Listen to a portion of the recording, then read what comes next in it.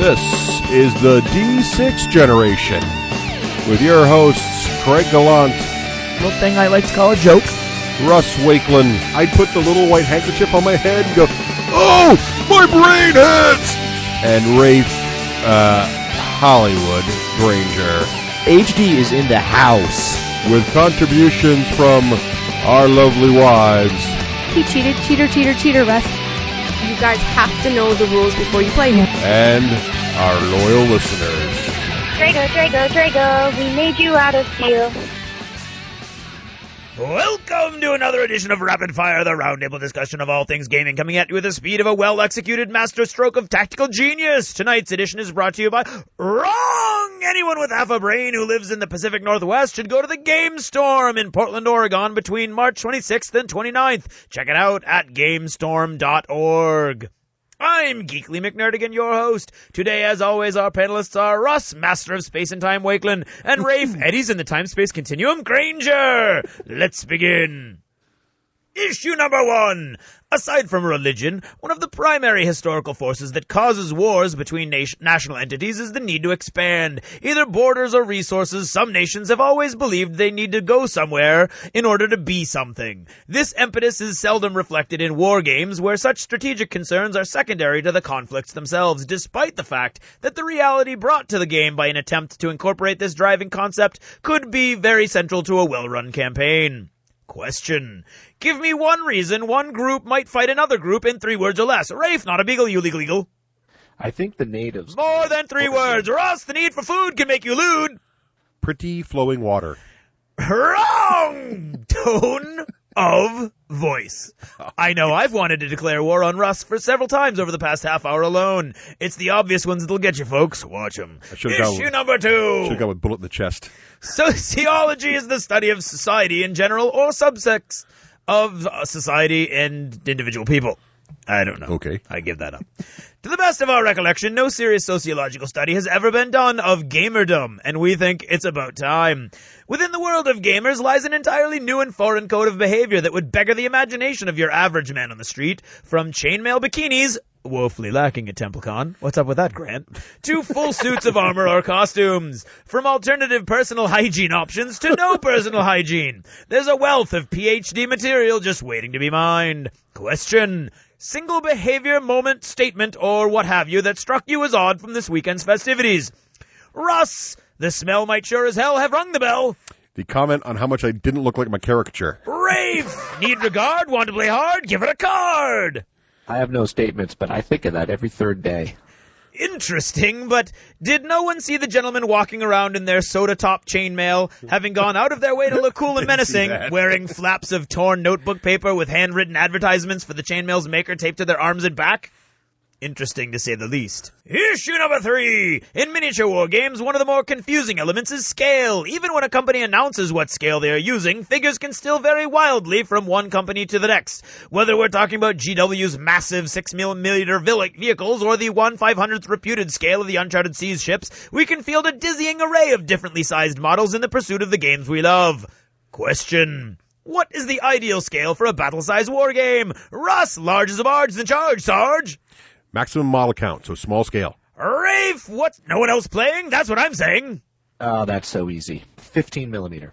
You fools! How wrong could you be? The best scale for a war game is 1:1. Seriously, if you could, you would, wouldn't you?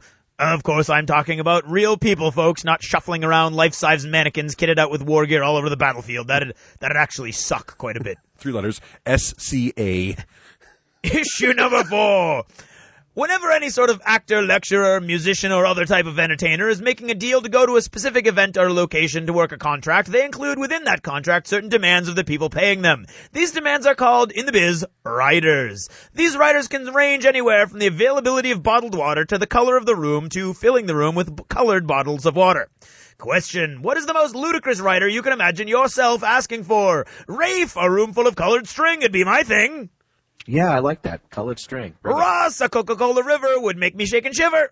We asked for it and we got it, which was blue M&Ms. Twice in a row. Woohoo! The most ludicrous thing I could demand would be for some poor slob to have to go through bags of M&Ms, both peanut and plain, to provide you only with the blue ones. Thank you, Russ. That's it for now. Thank you for listening, and good night. We will pass through the American patrols, past their sonar nets, and lay off their largest city, and listen to their D6 generation while we play our Russian board games. Dice are our vice. Hello, and welcome to episode 25 of the D6 generation. I'm Russ Wakeland. I'm Craig Alon. And I'm Rafe Hollywood Granger. Now, do you know the significance of 25? It's silver. It is at the age of 25 that the human body ceases to regenerate as quickly as it degenerates and thus begins to age. Interesting. Thus, we have gotten as good as we're ever going to get. We've now peaked.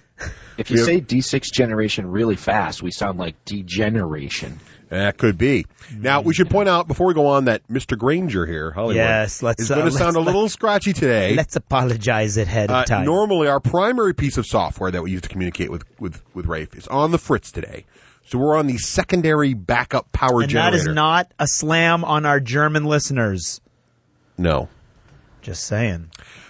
So We got a bunch went of new German pissed- listeners. Did you see that? I did. That's We why did. I want to We're make sure excited, they know. yeah. I mean, he's pissing off the Welsh last episode. What are you talking about? I have not heard Owen say anything negative about Yeah, my that's comments. because we haven't right. gotten his email yet.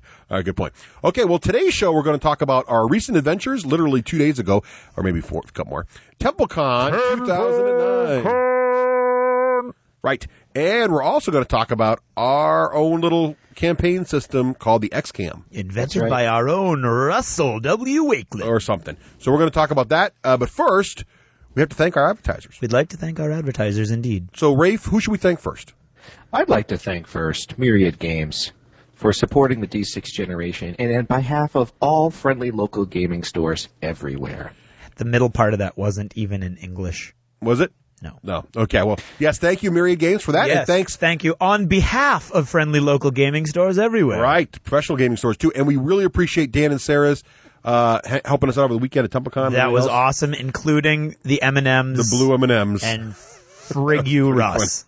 That was It's all pretty because funny. of my scratched voice. It's not because of our backup generator. I've started smoking Camels.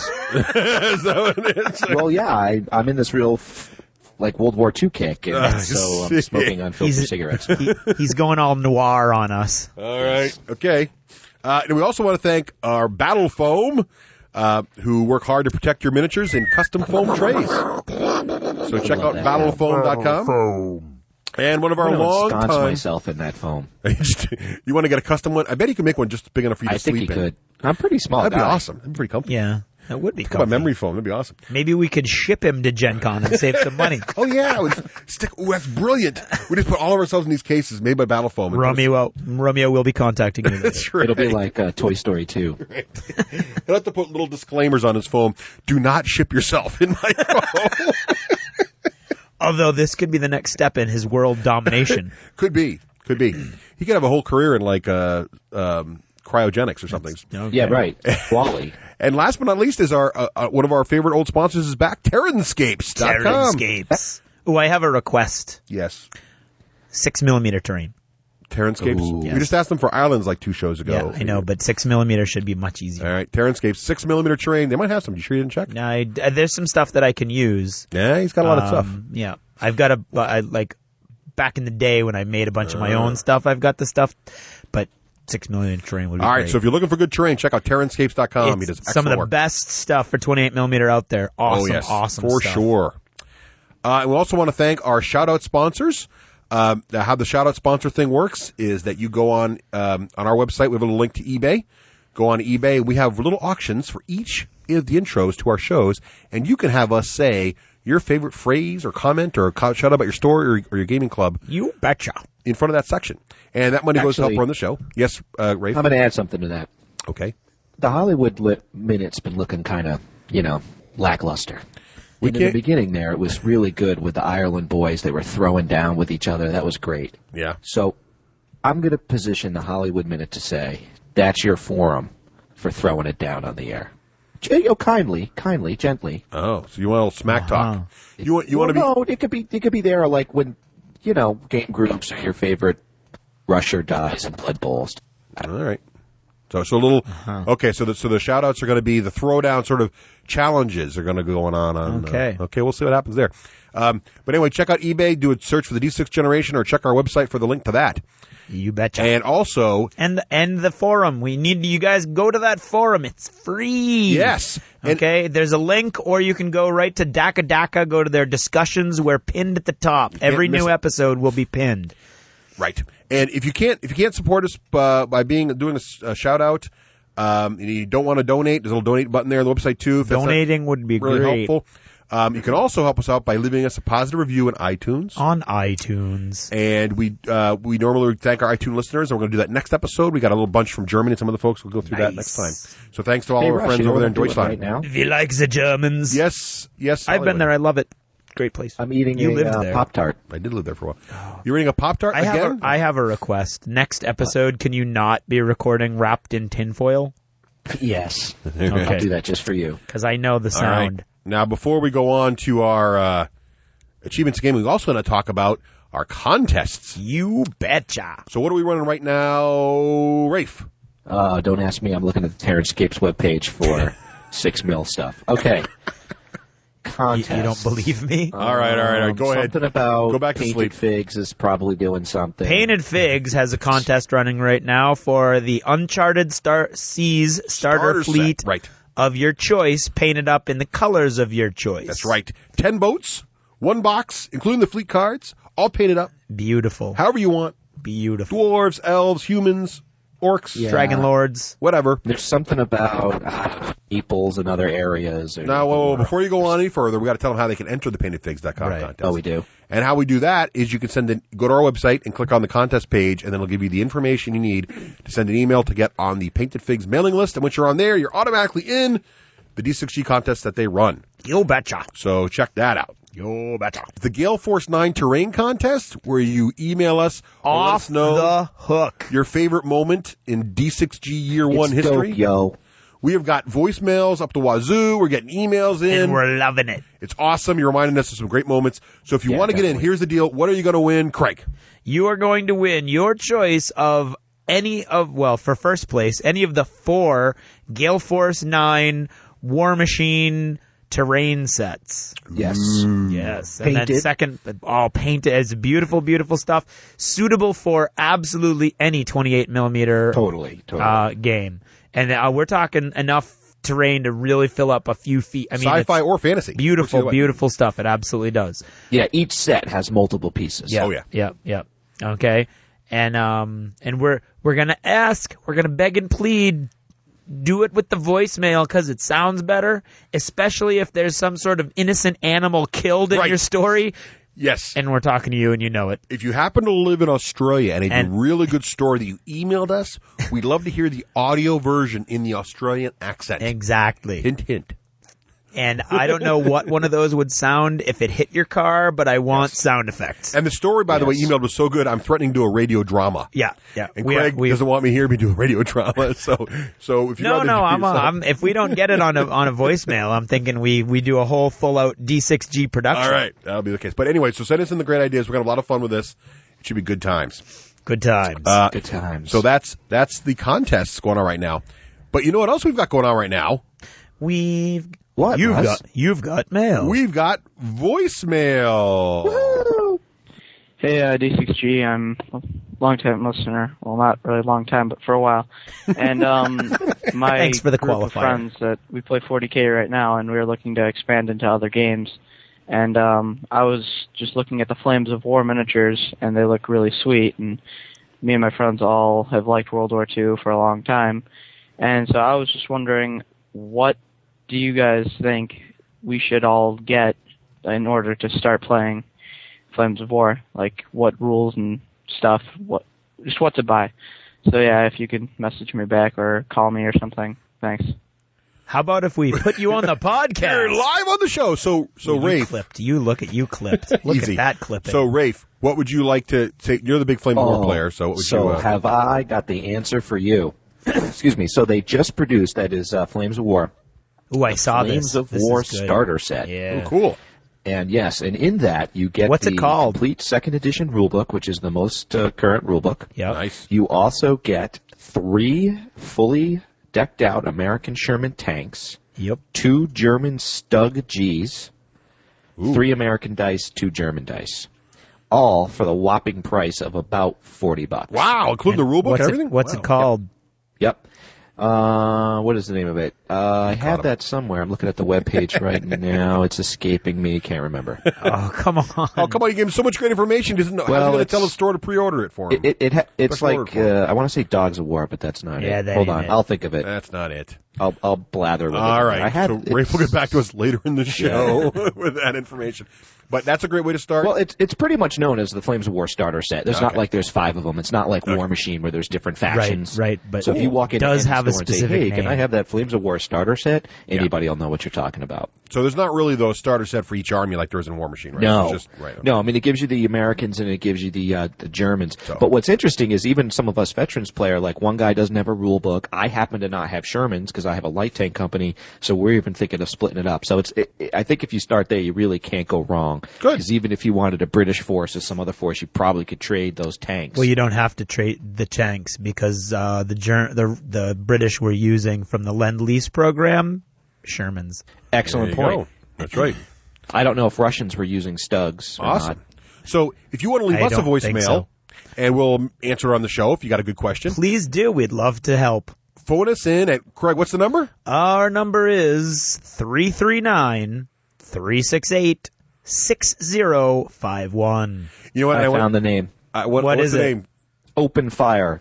Open Fire. There you See, go. I thought it was rapid fire. There you go. That's what I was angling for. Damn it. Anyway. They hit it on me. Okay, it's time now for Craig. Achievements in gaming. All right. Nice. So, what have we been playing other than TempleCon? Because we're going to cover Right. TempleCon later in the show.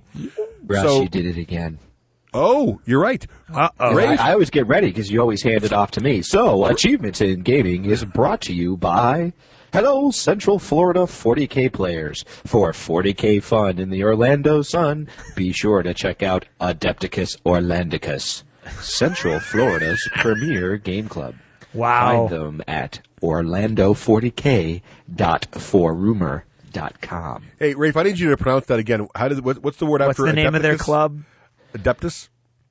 Orlando, what? Adeptus Orlandicus. There we That's go. awesome. That's a great I name. mean, they did pay. They should at least get their name That's right. correctly spoken. What did I say? were I don't close. know, but there were a couple extra syllables. It in sounded there. like could have been a killer whale. All right, so Adeptus Orcus? Orcus. Adeptus Fruilius. I think it was like Adepticus or something. All right. Okay, so That's me, what have we, man. not counting TempleCon now, what have we been playing, Rafe? I played my third campaign battle of Flames of War with Mr. Don. He's now beaten me. Blast him. It was a really close game. And you said skip TempleCon, so I can't talk about the next two. Okay. Excuse me. Well, we've been doing Descent Road to Legend with my crew still, and the heroes are in the bottom level of the Legendary Dungeon, Wow. fighting crystal dragons right now. Kind of interesting. The spells are bouncing off and hitting heroes. It's really funny. Really? Yeah, it's pretty cool. And also, sorry. Nope, go ahead. Also, I've been playing a little Battlelore again. I'm getting all excited about Battlelore. I played against Andy the other day. Yep. And Andy and I had the first game was kind of a refresher for us. And the second game, nice close battle. Really started to see some of the deeper sort of secrets of Battlelore. And I'm looking forward to playing that a lot more. So hopefully we'll get a little campaign or something going with that. I was inspired by Rafe's last segment on historical wargaming to mildly take part and mostly observe a 15mm American Civil War game. Ooh, how was that? Oh, yeah, that's right. And it was pretty much exactly as Rafe had indicated. It was a battle that was set up that had already been fought, and the outcome was almost exactly as it was in history. And I did. There wasn't really any sort of Drama? Like, oh look, you're trapped with your back against a river that you can't cross. Oh look, 4 times the size of your force is marching right straight across the field at you. I bet you're going to kill a bunch of them, and then they're going to kill all of you. Which, although it was interesting, because I came up with an idea, and I'm probably not the first one, but imagine if historical wargaming that was scored you tournament-wise but it scored you against the historical result. Ooh. You know what I'm saying? So even if you lost, for instance, if you were playing the South in that, as long as you didn't lose as badly as they really did, you'd get a better score. Although I thought about the counter argument to that, which would be if you were playing the North and really crushed the other guy, and you were all like, "Yay, I won that game, that was awesome," and then found out that the North had really super crushed them, right. So it was actually kind of as a loss. That could be psychologically damaging. I think if you're a historical gamer, though, you wouldn't have to find that out. You'd know going in. That's true. That's true. You know what I mean? That's I think true. you know the parameters. But I thought that was a pretty good idea for scoring. I think that's a good idea. Craig, did you catch how Russ with his Jedi powers totally swooped in and stole everybody from Battlelore? No, I noticed how he tried. I didn't steal anything. Well, it's not you. It's with your superpowers again. You're just superpowerific. No. Man. I don't understand. Okay, here's the backstory for the listeners who. I was going to get really don't into need to know this. Rafe likes to assume that everybody that listens to the show also is privy to our entire local wargaming group. Yeah. So now we have this mailing list, and we send out things like, "Hey, I'm going to game on Tuesday," blah blah blah. And I had this great game with Andy in Battlelore, and I was like, I really want to play. And also, we're going to talk about the XCAM this week in the show. So the XCAM's in my head, and this thing's going on, and I was like, that'd be great to do. And Craig and Dave were talking about a 40K thing, which. Well, Dave was talking about it on the way down to TempleCon. He was excited. He wanted to get at 40K. No, I didn't hear about the 40K League until... I don't know who we is, the people of the gaming group, we always comment that when Russ... And this happened, Craig, because I think you showed up a couple Tuesdays ago. When Russ doesn't go to game night, the psychic waves go out, nobody shows up. Yeah, but... it was also a massive blizzard, and I almost died getting there. So... It was a blizzard then? Yeah, it was ridiculous. So anyway, back to the original story. So I didn't know about Dave's. Back to the original non sequitur. Right. I mean, we got a tangent off the tangent. So I didn't know about Dave's plan. I didn't find out about his 40K thing until Tuesday. And I'm not interested in 40K right now. So I'm like, I don't know. They almost talked me into it, but then it got involved with 3 game systems. Like, no. So I'm like, well, it'd be fun to run a board game thing with the board game guys, because I don't think Andy's going to be into 40K or Don. Although he did else. send me an email today that he may have been bitten by the epic bug. Cool. But so I sent this email out to the whole group. He loves Battlelore. Which includes Andy and Jeremy and a bunch of people and Don, who don't play 40K. Yep. And it just says, hey, I'm thinking of starting a Battlelore campaign. Who wants to get in on it? Right. And the response like 50 people want to play. No, they're not. And what was funny was, though, the 40K guys are all like, well, we're running a 40K thing. I'm like, so? What's that got to do with the price of tea in China? So, but eventually it ended up being just a board game guy. Well, with the butterfly effect. That's right. I don't think there's any 40K players actually playing, Rafe. It's 6 people, but it's all not 40K people. It's coming out as if I'm trying to give you crap, which is probably how I started it, which I didn't necessarily mean to. What I thought was interesting in the alternate interpretation. Like, hey, let's play 40K. There's like crickets. Russ is like, let's play Battlelore. People we haven't heard from in centuries are like, oh man. The only spat was I was like, get out of my Battlelore thread, go start your own, you 40K crazies, and they did. Right. And now they've got their own thing and they got their own guys, so it's fine. So our biggest problem is we got too many games to play. Then they thread hijacked Rafe's Flames of War thread for the 40K. And I'm like, why don't you start your own? And Craig, you already had one at that point. It was kind of weird. I did. It was kind of weird. That's a good Grumpy Gamer episode. That is right Stop there. Stop hijacking my thread. Well, speaking of hijacking, let's get back onto achievements in gaming. What a good idea. Nice segue.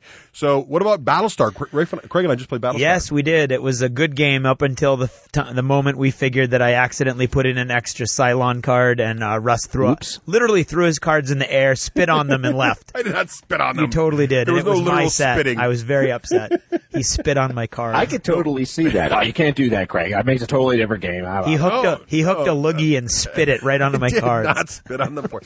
No, but I did what I enjoyed about the game, because I do enjoy the game. Yeah. Is that it's so prescient, because I was playing Adama last night. Now, mini spoiler here.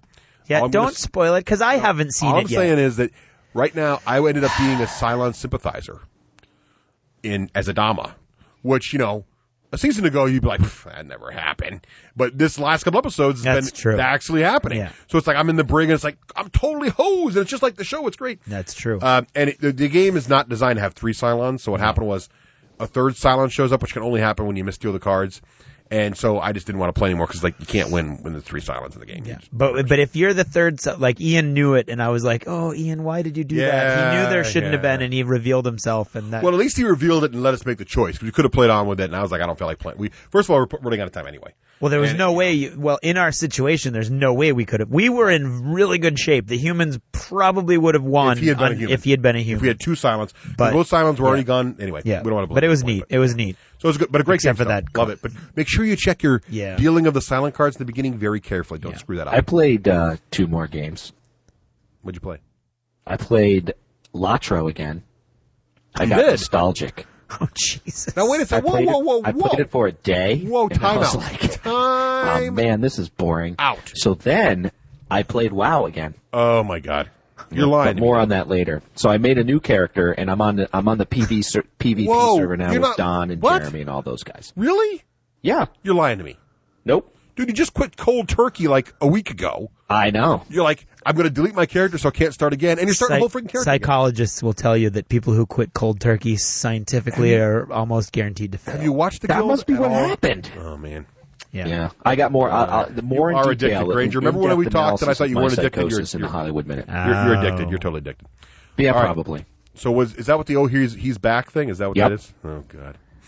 Okay. It has a good result, though. It has a good ending. I haven't been giving any achievements at all, but I think any achievements earned in that segment were totally sucked into the void of Rafe getting back into MMOs. So I agree. We'll just see those. And I'm getting itchy to play Warhammer again online, just so you know. Why not? Why not start them all back? Why not go right back to the trifecta? There's like 4 more. You're smoking another pack of Camels. Here we go. So modeling. Let's get an achievement for actual modeling here. All right. So Rafe, I have a nice, fully painted set of my 105mm howitzers that you good job. Heard me talking about. Excellent. Yeah. Nice. God, they're so easy to paint. Easy in a fun, good way, I mean. Yeah. It's really enjoyable. Uh-huh. Speaking of fun and easy to paint in a good way, I finished my Uncharted Seas humans. What's our about time sound effect? What happened to the orcs? I think so. Oh, the orcs got done a while ago. The orcs were done. Yeah. But I had to finish the humans for the big event at TempleCon, which we'll talk about later. And so I cranked those out and got them done. And they were much easier than the orcs, believe it or not. I did do the sail trick of priming the sails white, and I think they came out okay. They did come out okay. They come out great. Now, I did have sort of an epic fail, though. If you remember last time, I was planning on I had this huge painting modeling project, right? Uncharted Seas and War Machine. The best laid plans of mice and men oft go away. Right, I had time to assemble all my War Machine stuff. I had a caster to paint. I had a caster to paint. I had a caster attachment to paint. You were painting Castro? Caster, yes. Fidel needed a new paint job. Detente reaches a new level. Right. So I had like 3 or 4 more models to paint. Totally failed to get any of them painted. Did get them built to play at TempleCon, but we'll talk about this later. I started feeling guilty about not having a fully painted army to play, and I think that impacted my ability to get any games. That's what you think it was? We'll talk about more of that later. See that. Okay. I can see that. All right. So how about you, Craig? Well, I've been cranking out epic Armageddon scenery, doing all kinds of craters and forest and swamp and lake templates and industrial stuff out of my bits. What I'm lacking is a lot of building, so I'm kind of hoping something will come up and I'll be able to do that. Ooh, nice. I've been scouring eBay for old stuff because there's some stuff you just can't buy anymore. Although it is much easier to get specialist games stuff than most people think. Dan at Myriad has got a whole bunch of stuff on order from me. Oh, cool. Basically, any shop that carries GW in any sort of depth can get specialist games. You just have to convince them that despite the fact that they're not getting quite the margin they get on anything else. Read any. Yeah. They can still do it for you if they want to move off their chair. I had a little minor eBay it wasn't really a kerfuffle. How'd you like that word? It was great. Right. One of the arguments against Epic is a lack of diversity in the missions, and somebody suggested to me if you can get one of the old Epic Space Marine force, like the old books that have it's almost like the old I can't remember, but it's like a supplement. It's like an old GW supplement, and they have missions in them. And I saw one on eBay, so it was like, corners slightly worn, in great shape. So I went and I got it. Well, those books come with 8 cardboard inserts at the back with all kinds of terrain and They're all cards, and 3 of the 8 of them were missing. And You were scammed. I'm really Poorly aggravated. represented. It's the first time I've ever sent like an aggravated email to somebody on Did eBay. you give them negative feedback? No, because I want to see what they respond first to hammer what I 'em. said. Hammer 'em. Take 'em home, That was baby. kind of crap. Take 'em and then home. when I went to send them went to send them a message, it has the history of the messages for that particular product. And someone else had sent them that message, like, is it missing the stuff in the back? And the person was like, yep, it's missing 3. So they knew that they were missing it. What was on the message? You should have seen it. On the message, but that's not on the main page. So you have to go back and look at all the messages about that. I don't know. Now you're in murky water because No, it wasn't the. No, it was not on the auction page. That's what I'm saying. It said minor corner These wearing. things don't happen if you patronize your friendly professional gaming store. I know they I don't. guess not. You're absolutely right. Okay, I'm in the market for epic stuff though. So if any of you guys have any that you want to get rid of, get in touch with me and I'll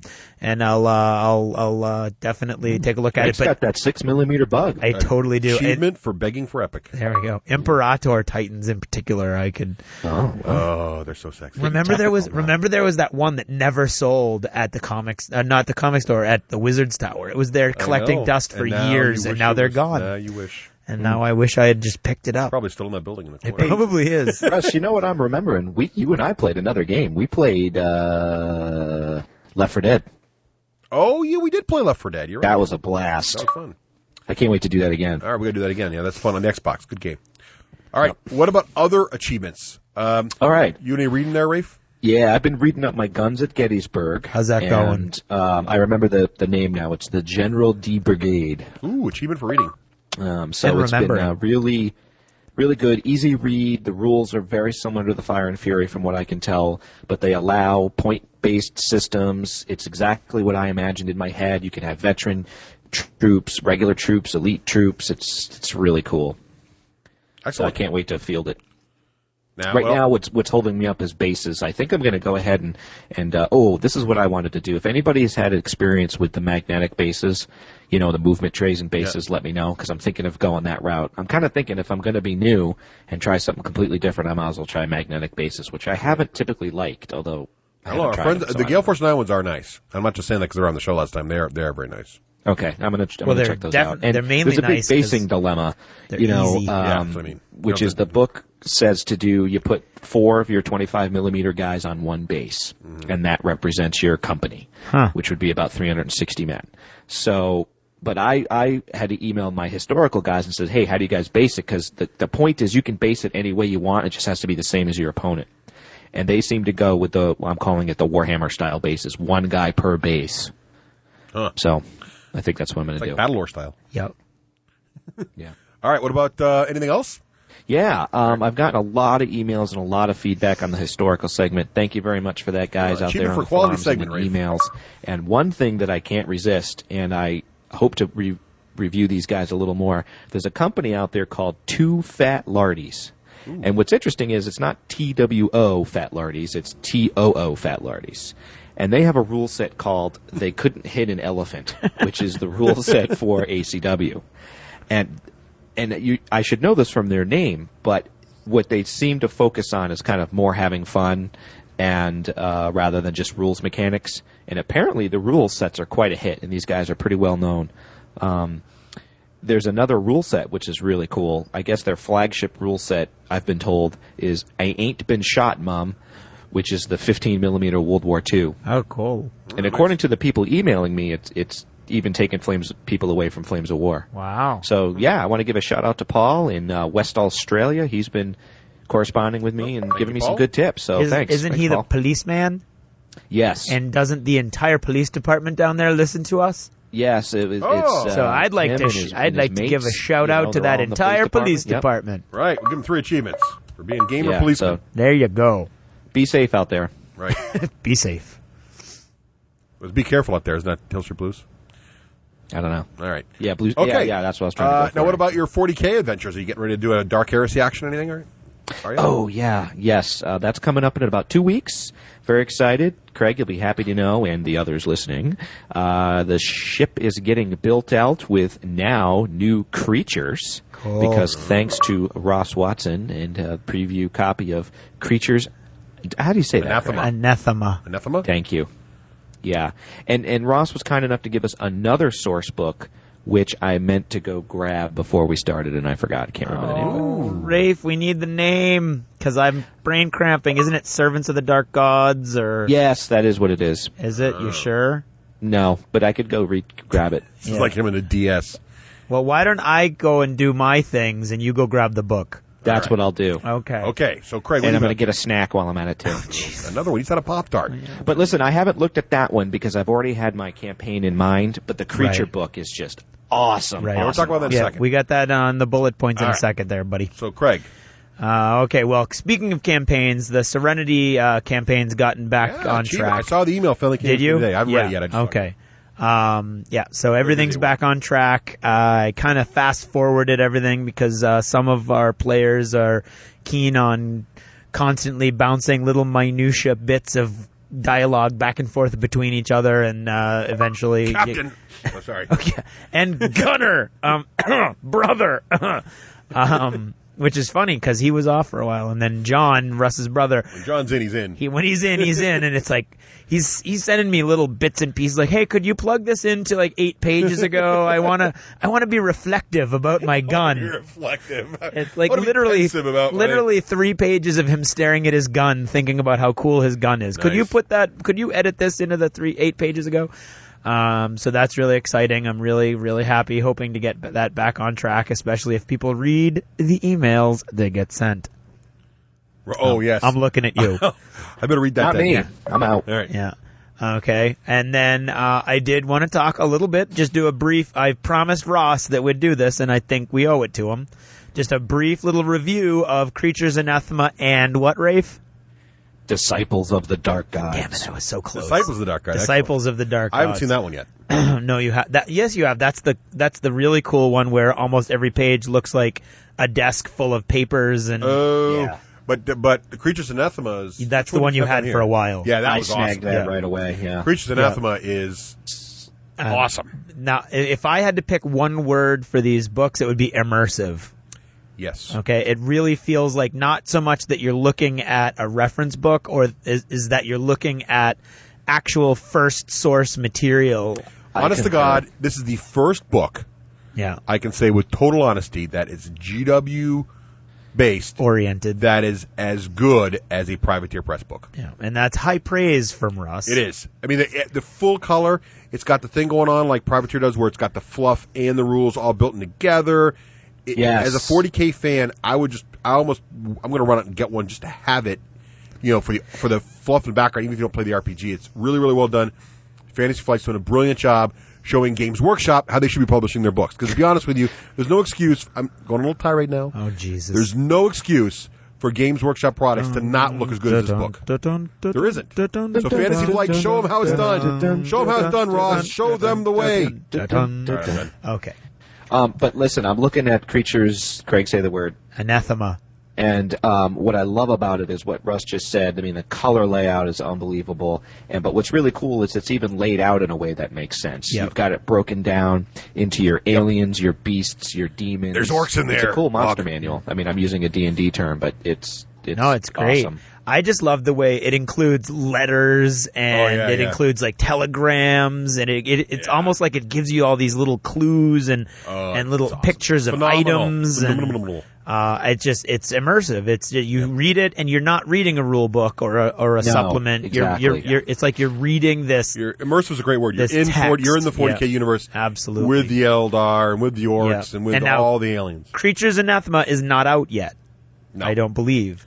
And we have been trying to figure out a way to get it into the hands of a listener We're going to give it away to a lucky listener. before it's available. We're not probably going to be able to make that due date, that self-imposed due date. But soon. But look for another contest for both Disciples of the Dark Gods and Creatures Anathema Double whammy. very soon. It's going to be a double whammy, Yeah, I think Dark I'm Heresy, sweet spot.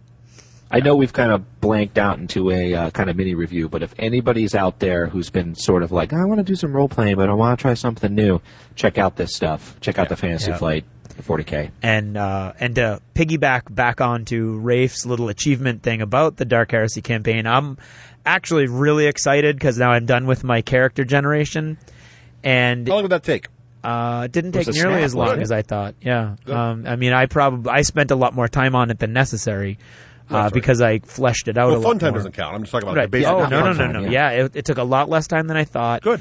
And if you use all those tables as a guideline rather than as like strict, rigid structures that you have to follow, then it's a lot. It actually is a launching point for your creativity. It was a lot of fun. Awesome. Well, achievement for So that. I'm looking forward to it.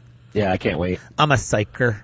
All right. Are we done? I'm going to burn people with my mind. I think you have a shout-out, Craig. I do have a shout-out. I would like to give a shout-out to Cyber Shadow and the entire crew at Tactical Command at tacticalwargames.net for all the help on Epic, which I'm still gung-ho on.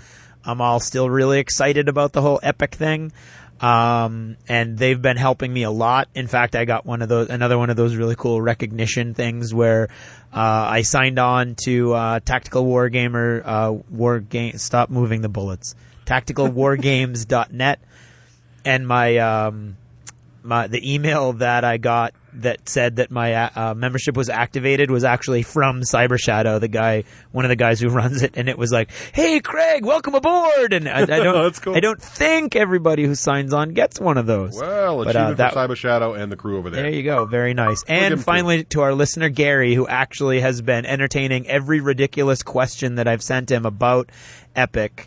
And they've been a lot of questions, and he sent us some awesome pictures of his epic force, including a beautiful Imperator Titan. I want one. Excellent. Well, achievement for Gary. Thanks, Gary. I got another shout out too. Oh yeah, isn't everybody going con crazy now too? Oh yeah, Isn't there that's another true. con Yes, coming up, the TotalCon? yeah, everybody had such a good time at TempleCon. At TempleCon that the con fever is sweeping the local gaming scene, and the next big con around here is what, Rafe? TotalCon. TotalCon down in, is it Total Confusion? Yes. That's what I thought. Down in Massachusetts, and a whole bunch of our friends are going. I don't know if Karen wants to go. Not me. I've got a family. I can't. I won't go either. Karen wants to go. Karen wants to go? Yeah, Karen's like, dude, ride the wave, man. War's going on. Gordon, he's going to be running some pretty great Flames of War stuff. I heard that he was telling me about down there. So go check it out if you're into Flames of War and in the area. There you go. Yep. All right. Well, you got to ride that wave with Karen, though. I'm going to. Karen is saying she's going. You got to go. Okay. Well, thanks. I'll take that into consideration. All right. All right. That is D6G out. Buying a new game is like a box of chocolates. You never know what you're gonna get till you open it, and then it's too late. Unless you listen to the D6 generation, and then it's like poking your finger in the bottom of the chocolates, and you can only pick the ones you like. And if the answer, my friend, is blowing in the wind, the Dice are our vice. My favorite thing about my friendly professional game store is the fantastic selection with hundreds of games in stock and fresh titles arriving all the time. There's always something new and shiny to check out. Thanks, Myriad Games. My favorite thing is the personal service, with the store keeping up with my interests and letting me know when something I'd like is available. Thanks, Myriad Games. My favorite thing is that I can make a special order and receive any of thousands of items in a timely fashion. Thanks, Myriad Games. What I like most is I have my very own game broker. I mean, he guides me right to the games I need. Thanks, Myriad Games. My favorite thing about my game store is the knowledgeable staff. When I go in looking for something, I can literally say, I like this, I don't like this, or I'm looking for this, and they can provide a great game recommendation. Thanks, Myriad Games. And thank you to all our loyal customers. We look forward to providing you with friendly professional service each and every day. Thanks for shopping Myriad Games. And now, what's in the news? Sponsored by Sweetman. who will be auctioning off his copy of Cutthroat Caverns on eBay starting Thursday, February 19th. He was quoted as saying, "It's a great game, but not right for my gaming group." Apparently, all proceeds from the auction will go to purchasing Galaxy Trucker from Myriad Games. So go check out this auction and support a magpie gamer just like you. Sorry the game didn't work out for you there, Sweetman. I'd blame Craig. Dungeon Twisting on Live. This well-known strategic dungeon crawler, Dungeon Twister, is coming to Xbox Live Arcade this fall.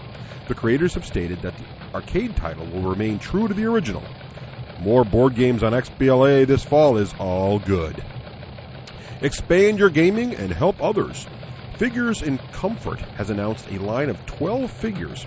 Proceeds from the sales from these figures will go to help the Hollybush House, a charity that helps combat stress. For more information, head over to figuresincomfort.net and click on the online store link. Gale Force 9 heads to the front.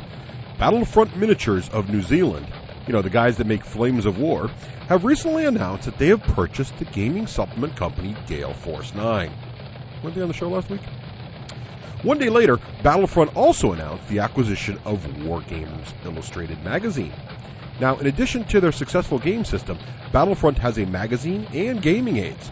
Look out, GW and Privateer, the Kiwis have landed. Bring the war to the Tyranids this week. The highly anticipated PC title Dawn of War 2 will release this Thursday, February 19th. In addition to purchasing the game through a wide variety of retail channels, you'll also be able to acquire it on launch day as a digital download via Valve's Steam network. Lock and load your bolters, folks. And that's what's in the news. Are you having trouble fitting your whole army into one carrying case? Ever had your heavy centerpiece models break through the sides of their foam tray to scrape against their neighbors? You'll never have to worry about any of this again with Battle Foam. The trays from Battle Foam will hold over 30% more models than any standard tray, and they make foam to fit any box, including all manufacturers' carrying cases. What's more, they will custom cut your foam trays to fit any miniature. The boys at BattleFoam.com can even personalize each tray by etching Army logos, personal text, or images right onto the foam. So go to BattleFoam.com right now and pick up the best foam on the market. You've spent more time and money than anyone wants to think about on your models. Shouldn't they be as safe as you can make them? BattleFoam.com. Hooah! Welcome back! And now we'd like to talk to you about our latest local convention, TempleCon. Convention? Convention. I liked it. Okay. And first, let's talk a little bit about getting there. Right. So this was TempleCon 2009. 2009. Held it's where? about who's taking the lead on this one? All right, sorry. Nice one, Craig. Thank you. You got to watch him. You like do. that. You He's do. Insidious. He's even suggested it. Craig, would you like to take the lead on this?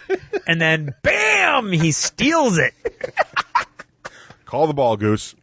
I got the ball. I feel the need. All right. The need for me to take the lead. I feel the need for you to progress forward. Right. Okay. TempleCon is about an hour and a half away from here. It's in Providence, Rhode Island, so it's not like we had to leave super early to get there, but we had to leave kind of earlier than we wanted to. I was up 5 a.m. When was Russ up? I was up at 5 a.m. actually. I had to finish my painting. Yeah.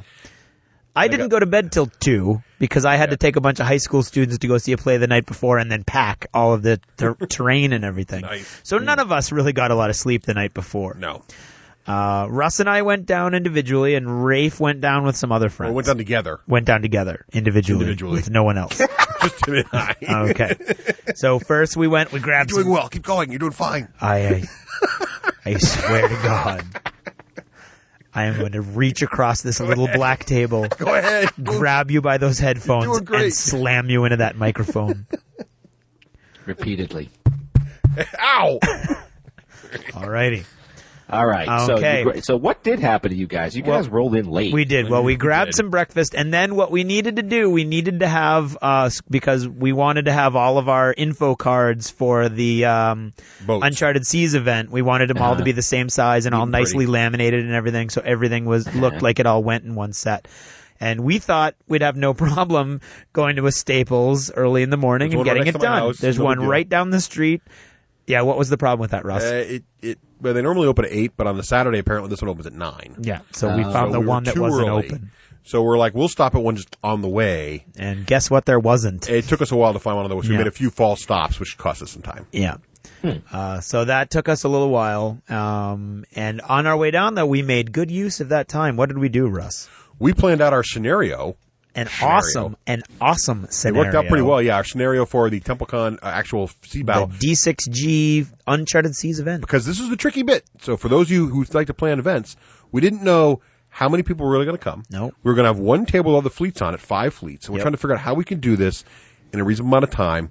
And so we came up with a scenario on the way down, which we'll describe when we get into our actual event. Exactly. But that was a lot of thinking and, and bantering back and forth. And and he had a white, wet cloth draped over his head, and he was saying... the steam was coming out, and it was... And he was saying... Oh, my brain hurts! There we go. Thank you. Good job. Yeah, 'cause several times did he say that. Rafe, what about your trip down? We got there at about 10:30. Well, listeners of the D6G, was not invited to go with Russ and Craig. Well, actually, you were disinvited. They paired up like 2 little fuzzy bunnies about 6 weeks ago. And they were like, we're going to go down together and we're going to do the Uncharted Seas. And I was like, oh, that sounds awesome. So, so I'll come down with you. Like, no, there won't be room in the car or some such nonsense like Details. that. So I palled up with Dave Varr, and we planned going down together, and it was that was fun. And then on Christian Flores, who we call Flores, and Ragnar, they decided to jump in with us at the last minute too. So we were 100% more organized than you. We met at the mall parking lot at. How'd that work out for you towards the end of the night? We'll get into that later. Well, at the end of the night, the morning organization was far superior to the evening. Ooh, it seemed like such a good idea when we were going down in the beginning of the day. It was. Oh, we had breakfast all scheduled in there and everything. So we had a smooth get down. It was good. What time did you get there? God, we were there early. I want to say like 8:30, 9 a.m. Wow, that's awesome. That is early. Yeah. Okay. But so you got there. What were your first impressions, Rafe, when you walked? First of all, let's set the scene for our listeners. The Biltmore is this beautiful old hotel right in the middle of downtown Providence. Right. And you walk in, and it looks like a 4-star hotel. It's a beautiful. Everything is overstuffed leather. There's fountains. There's plants. Everything's dark wood. There's this huge Victorian looking elevator, like glass enclosed elevator. It's very steampunk looking. Sweeping staircase. I mean, it just looks beautiful, right? Yep. And unfortunately, it's a beautiful, huge lobby, and it's actually got it's an atrium. So you're looking up and you're seeing the next 2 floors, sort of like in balcony fashion, and it's loaded with gamers. Unfortunately, what, Rafe? Well, it was a little bit fragmented. You know, the layout ended up being a little bit fragmented. But my first impression, to start there, was that it was, I was all excited. There were people. There were things buzzing around. I didn't have a problem. I found the sign-in desk right away. Simon was right there. She checked us in. We got these cool dog tags, which actually had your rank on them. I think it had to do with the dog tag during the TempleCon. Yeah, what were you ranked? What was your rank? Second lieutenant. Second lieutenant. That's a shame. Russ and I both outrank you. We're first lieutenants. First lieutenants. Thank you. You'll be calling us sir from now on. Dang. So I guess it doesn't have to do with how cool you are. Okay. Well, whatever. Well, or it does. Yeah. So I had no problem getting in, parking. They valeted us. No problems. Yep. So we got them pretty good. We got our we checked on the desk. We did have a little bit of a problem finding the desk. We did, but I think it was more crowded when we got there too. Yeah, so that might have been part of the problem. No, absolutely. And then what did we do first? You guys did. We did a quick wandering around. It was 4 floors for our listeners, and the problem that I had, and what Rafe means by fragmented, is it was almost like attending a con in a labyrinth. Yeah. Because it wasn't like a normal con, which would be in a hall, and you could look out and see big signs that say, here's your 40K, here's your war machine, here's your vendor area. It was in the warrens of these 4 floors of this hotel's function halls. So it was, you had to go down this hall, take a left, go down the other hall, and then in that room was your 40K, which smelled really bad. Yeah, the 40K room was a little rough. The 40K room was a little They brutal. always get stuck. Last year they got stuck in a bad spot too. Yeah. I don't know what happened there. But what I mean, so it's neat because it reminded me a little bit of Firefly because the vendors were like in the hallways. Yeah, they're all like there was no vendor area. They were spread out everywhere. Yeah. And then the biggest area, the area where the most obvious stuff was going on was the War Machine Hordes big room, ballroom, which is this giant ballroom. Not as big as last year. No, that was what the big difference was. Last year they were in the bigger area with a bunch of sub rooms around it. It was sort of easier to get around. Yeah. This year they probably technically had more square footage. I think they had more square footage, but it was the way way it was more spread out. spread It was out. kind of hard to find things. But Privateer had this huge area, pretty good sized room, and in there was the War Store had a big thing set up, and there was some other areas set up. Heroescape tables. There was like 42 4x4 tables set up in there. Crazy. And what special terrain thing was there in the War Machine area? Yeah. They had made who's they? Was it Stubbs? It was Stubbs. Stubbs, one of the press gangers, was making some of the terrain there. Who's a listener? He had made little terrain pieces with the names of the hosts, little pawns of our show and other podcasts that he enjoys. I totally missed that. I didn't see any other podcasts. He said the other ones were in there too. He did the Iron Agenda and I looked. I saw. All I saw was us. I'm just telling you that when I was looking for yours, I looked for. He gave us ours though. Yes, I know. So he has them. It has not only does it have Craig, Hollywood, and Russ, but there's also a Nicole and Karen piece. Yeah, and there's a D6 Generation piece and a When Wives Attack piece. He's a big fan of When Wives Attack. He's a big fan of When Wives Attack, which we'll talk more about later. Yeah. And I'm sure the wives will talk about it too on the show. But also. I mean, that room was crazy. It was crazy busy. Crazy good busy. But good busy. That was where you could feel the real commas going on. Yeah. You knew something was going on everywhere else, but trying to find everything else was a bit of a challenge. They had sort of like one of those huge tablets that you use in a business meeting that you write on. But it was so much going on. It was so confusing, and half the stuff, not half, but there was some things that had been crossed out and corrected with another color, and with no map, it was almost. I think if you were trying to find things at random, it would be hard. Now, Craig and I were busy the whole time, but if I was wandering around trying to find stuff, it would have been a little challenging. Yeah. Mm-hmm. So that would be that and one other thing would be negative. Yeah. Had a blast, but that's no hate. No hate. Disappointment. Mildly disappointed in the layout, but I think.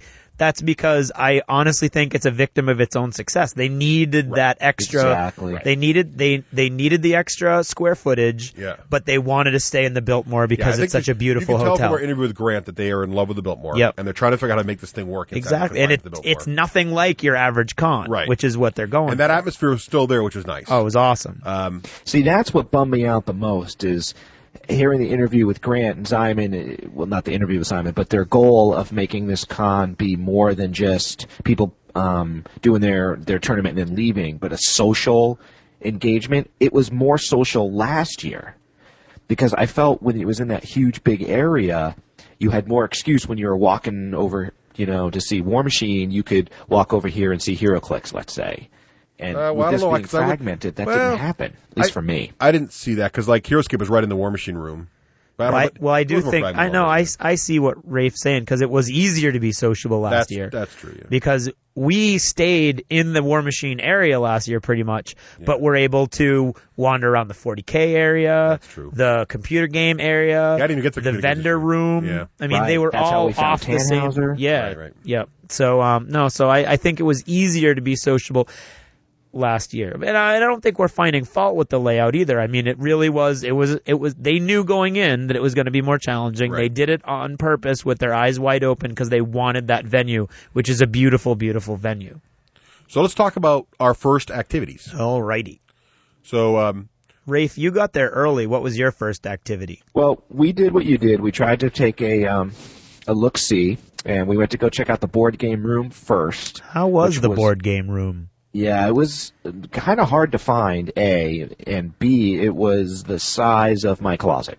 It was really, I mean, to be honest, small. it was bigger than a closet, but it was a lot smaller than we thought. It was probably... Hey, man, I got a big closet. Well, I have a big closet, too. That's what she said. It was good and bad. I didn't have that much problem finding it. It was on the third floor as soon as you walked out the elevator, but what was tricky about it was and they had a great selection of games. Yep. Awesome selection of games. The only problem really was the size. Obviously, you couldn't take the games out of the room because they're trying to make sure the games didn't wander off, which makes total sense. But there was really only maybe two or three big tables. Yep. And at all times, about one table, or at least a good half of one of the tables, was reserved for some kind of demo going on. Yeah. For a demo, yep. So really, there was only one big table which could maybe fit two good-sized board games or three small ones. And then a coffee table. A coffee table, and maybe one, so you could maybe have 3 or 4 board games going on at once, which Right. for a con of this size was just not enough. Yep. And I think for me, I had a different crew than you guys. My running crew for the day was Brian, Dave, Andy, Jeremy, Flores, and Chris. That's 2 different, Flores and then Chris Perry. And then Cherie, Andy's wife. And we felt like we were constantly in the way. The guys running the board game room were really nice. Nobody there was rude or anything, but we were just in the way. So we're playing Pandemic, and the board game guys have some other board games that they need to do. The people running the event, and they're like, hey, do you guys kind of like mind moving over here? And now, are you in the board game room when they moved you? Yeah, because that's where we found them, remember? Were you in the board game room? Yeah. Oh, really? Well. Yep. Yeah, and again, they're trying to run events, so I know what that's like, So yeah, but the board game room so really should be that. I think, and this is just me, but I think when they were advertising the board game room, it really sounded like it was going to be more casual play. Right. So they shouldn't have Well, had. it sounded like the there. game library at Gen Con. Right. That's why I Or was all Origins, excited. that's what it was. Now, Wasn't like that. which is, I mean, nothing was ever going to live up to the idea in my head about what the board game room looked like. Gen Con, right? Because in my head, it was this area that warped time and space and Like was a TARDIS. bigger on the inside than the outside, and was just loaded up with nice, comfortable leather chairs in a room the size of the warehouse from the end of the Raiders of the Lost Ark. That's what I saw. Yeah, But when we opened it, it was like, oh look, 3 little tables and a couple chairs. Yeah, my biggest critic, and the board game room is my biggest criticism of the con. I could deal with the layout, but the board game room was really too small. It was. They should either drop that or figure out a way to get it in a bigger room. Right. And if it's they need to decide what the space is for. Yes. It can't be for open gaming and demos where they're going to be shifting people around. Well, demos also. should be out in playing tables like there were. Which will we be discussing the location of the demos. There were demos elsewhere, and there were board games being demoed, so I don't know why they had to have demos in the board game room. That was kind of strange. Well, see, that's what's interesting. So then, what led us to there is we were like, well, gosh, there's all these tables in sort of the hallways and outside of the other kind of main rooms, outside the 40K room, outside the War Machine room. So we were like, well, we'll go there. But we asked, because we didn't want to be in the way. We didn't want to set up and then have someone be like, oh, we're running a Magic tournament here or something. So we asked, and people, again, were polite, and they're like, yeah, go here, but there's going to be something setting up soon. And so we did. So we played a game of Agricola, the best game of Agricola I've ever played, by the way. Really? Wow. That's saying something. That game was fun with a capital N. And but yet again, we were in the way. So it ended up where they were like, oh, they're coming in, and the guy who was running the card event or something, we were kind of stressing him out. We were trying that part to makes finish up sense to real me. Quick. It was a real downer. That part kind of makes sense to me, though, because keep in mind that I don't think TempleCon was designed to have lots of space for people to just bring in their own board games and sit wherever they wanted. I think they have very limited space, and they're trying to run a bunch of prearranged events. And if you're not one of those prearranged events, you might be able to find a table, but they're not promising there's tables there to play on. You know what I mean? So I think what they needed to do is they needed to, I mean, and that's, I've never tried that before. I've never gone to a con and said, hey, I'm just going to camp out someplace random and play my own game. You know what I mean? Like usually I'm trying to participate in a prearranged event. Right. But the board game room, on the other hand, was supposed to be sort of that. And it was too small, basically. Well, we started there. Right, but it was too small. That was the problem. But then we felt in the way there. Right. And that was, I think that was I think it comes back to that being that being the weakness. If the board game room could have been a lot, double or triple the size, I think they'd have been fine. Yeah, it's just weird how I kind of blame myself. I don't blame Grant or Zyman because they had their, they ran a good con, and it's just that it was a weird interface for me. And I also think that going to Gen Con had a big part of what I was expecting. I forgot. Yeah, because if any building on the planet has enough tables for some extra open gaming, it would be the convention center in Indianapolis. Yeah, I don't think it's fair to compare TempleCon to Gen Con. No. Or any Well, place not else only Gen Con that, for too. matter. I'm trying to say it was more me, how I interfaced with the con rather than the con itself. Does that make sense? Yep. Well, let's talk about Craig and I. Craig and I actually did have a really good experience. We had a great experience. So we went. So Craig and I were trying to find. We were wandering around. We got there. Russ kept saying, "Bang, bang, bang." I really wanted to play. What the hell are you doing, Russ? Bang. That's what I want to play. Bang. I'm like, oh my God, I have no idea what bang is. But he kept saying bang. partner, bang. It was just like random cowboy stuff and bang interspersed with everything else he said. So I wanted to play Bang, which is apparently a cowboy-themed card board game. And I'm like, let's just go play a quick game of Bang while we're waiting for, stuff to get together and whatever, break up. So we wanted to check out the board game. Yep. So I go up there. There's no room, but we're like, well, Bang's a card game. We probably squeeze in the corner or something. And when we're trying to squeeze in the corner, Tony and this gentleman. We don't know who they are. So you describe the moment. Okay. There's two guys, and they've got what looks like a game. We're not looking too close, but they've obviously got a game set up at one half of the big table. And so we're like, okay, well, we won't go there. And we're literally lifting chairs up over people's heads, trying to build a little space for ourselves in a corner. And this guy turns around, long black hair, goatee, black t-shirt looks with a logo maybe a little bit like a biker. Yeah. Mildly intimidating. He looks like his namesake. He does. He looks over and goes, "Hey guys, what are you doing?" And Russ is like, "Bang."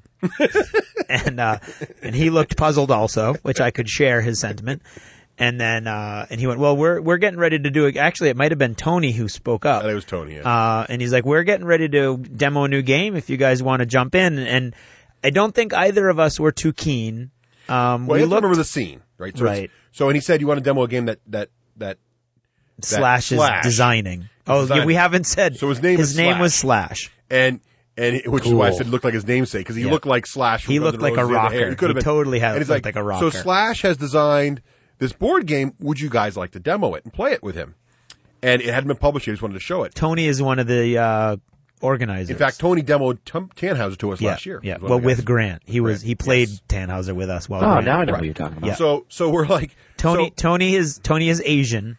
Right. For the listeners, which is only funny because it totally does matter, because I was like, "Oh, Tony," and he's like, "Yes, Tony, you'll remember my name forever now." And he vogued and said, "This will now become the ideal face of any Italian you ever meet." And I was like, "Oh, okay." So anyway, so we're looking at this, and I'm like, "Okay, well, it's probably some game that random Joe just took a shot at." Right. I'm like, it's how good's it going to be, and no offense to Slash, because he turned out to be a freaking brilliant guy. Yeah. But I'm like, you just look at it and we're like, okay, what else are we going to do? We didn't really room to play Bang. So And we're like, keep in mind, Russ really wanted to play Bang. I really did. So I'm like, okay, we'll try this out. So we sat down and had one of the best gaming experiences of our lives. It was, I've never had the privilege of playing someone's design game before it hits a publisher. And I think this was a 1 in 100 in those too. Right. And I have to say that just, first of all, Slash was a perfect gentleman and a great teacher. He was great. He was a great teacher. Tony was a great teacher. We knew that from before. Yep. And, both of them really fun. The game, what was the game called, Craig? The game was called Saladin, The Rise of a Leader. Just to make that and hard. we just make it even harder. Saladin, Rise of the Leader. Saladin. And it's themed in, during the Crusades, but it's a twist on that. Right. Because you're how's the game play? What's it like? Well, you're actually playing one of 4 basically Arabian princes. Leader of a city. The leader of a city. I'm hold on. Board, pawns, miniatures, cards. Okay. It's a board game. It's not really a board game. It's a card game. It's a card-driven game with a board. There's a board, but the only thing that the board really does is give you a place to put the cards and a place to stack up the Crusader tokens. Right, and then each player has a little board in front of them too that keeps track of some things. You've got like a big card in front of you that tracks a bunch of different things. And these are all homemade components that Slash had put together. Very nicely. But he had done a good job with them, but they were clearly homemade. They were, the cards were paper and little card sleeves, stuff like that. So you could tell it was a prototype thing. Right, but it did everything it needed to do. But you could see in your head as we're playing it and learning the theme, like, wow, this would be awesome if the Crusader models were plastic or little wooden things, and then this would be great here, and you could see it. So the whole goal is you're trying to build up your prestige as the leader of this city so that you can eventually be the man who unites the Muslim countries against the Crusaders. Right. Okay. And so the whole point is for you to earn prestige. Right. Is this a co-op game? No. And that was what was great about it, because so there's these Crusaders in the middle, and you're basically trying to build your city up, and there's mechanics for attacking each other. But the big interesting mechanic was that the Crusaders would build up. More and more would show on up there, and then they would, through different events, attack one of the players. Yeah. And when they attacked, they'd reset. So back to just 2 Crusaders, and they'd build up again over time. So the trick was to either focus so that they would attack the other person when they're really big, or attack you. And you're also building your cities up, and if you get attacked by the Crusaders or another player, your city drops down. And there are cards you can play to cripple the other player while he's being attacked by the Crusaders, or help the Crusaders. But like, you can play a card that like has someone lock the front gates of your city, so the wall doesn't work, and they get in there. And it just, I don't do a full review of the game here, but just the way the cards all fell at the right time, or the right ratios, the right kind of cards for each player. We found out later that he's a mathematician. Well, that's the thing. I was like, he got the ratios like bang on, like everything is right. And I was like, I asked him, I said, Sash, how do you do that? How do you figure out the mechanics? Do you think that's true? He goes, oh no, actually I've got like a degree in, human psychology? It was some ridiculous, and then math. I've got like a minor in math or something. No, I think it was degrees. reversed. I think it was like ridiculous degree in higher math. And he's like, and he looks like Slash from Guns N' Roses. I mean, the guy's like brilliant. And the game played so well. It was felt so extremely polished. elegant. Now, the two things that I loved about it, it had a built-in timing mechanism that at the end of each turn you had to play one of these cards. Yep. And each of you only had 6 cards, and they were all different for each city. They were themed after That's cool. But there were some similar ones and then a bunch of different ones. And you only got to play one each. And so you were going to have to play every card in this hand, and so the whole game is limited. By the time you're in the 6th round, that's it. Yep. And some of those cards were like, you have to play a card that makes the Crusaders attack you. At some time in the game, At some time in the game, you're going to have to play that. And so the key is figuring out when you should play that. Like, do you play that when you're weak, so if they do damage, it's not going to be that much damage? Right. You want to wait until you build up your military so that it's more prestige if you defeat them. And then there's other cards that you have to... There's one card... I had one card that helped everybody at the table. So you want to do that when the help that you're giving them doesn't put them above you. You know what I mean? Right. Mm-hmm. And so there's that. And then the thing that I loved was that track of the prestige, which is basically the points that you're gaining. So think of how Ticket to Ride has a scoring exactly. on the edge of the board. It looks just like Ticket to Ride. Just like the scoring on the edge of the board. Well, your score can go down as quickly as it's going up. That's cool. Things can have, like, almost at the end of the game, at the very tail end of the 6th turn, I was at something ludicrous like 60 points. Yep. Russ and Tony were somewhere in the middle, and Slash was at like 30. Right. So we're thinking he's just throwing the game, letting us win. Yeah. Then he starts throwing these cards down, and he's like, okay, well, I've got this, and I've got 13 soldiers, and I've got this much prestige. And he starts like attacking everybody and then building his own little buildings, and you get prestige every time you build, every time you win. Yep. And he's got these cards in just the right combinations that he's put together over the course of the game that not only is he going up, but every time he goes up, he's knocking people down. And I know, I'm just looking at him because I tried for the last 2 turns figuring the guy is the designer of the game. He's going to crush us all. So I'm trying to get the other 2, Russ and Tony to go in with me against him. And everybody's like, oh, come on, he's way back there. Well, I watch him crush these 2 and drag them down and leap over them. And I'm like, well, I'm still at 60. I don't know how he's going to. And then bam, bam, bam. He just starts crushing me.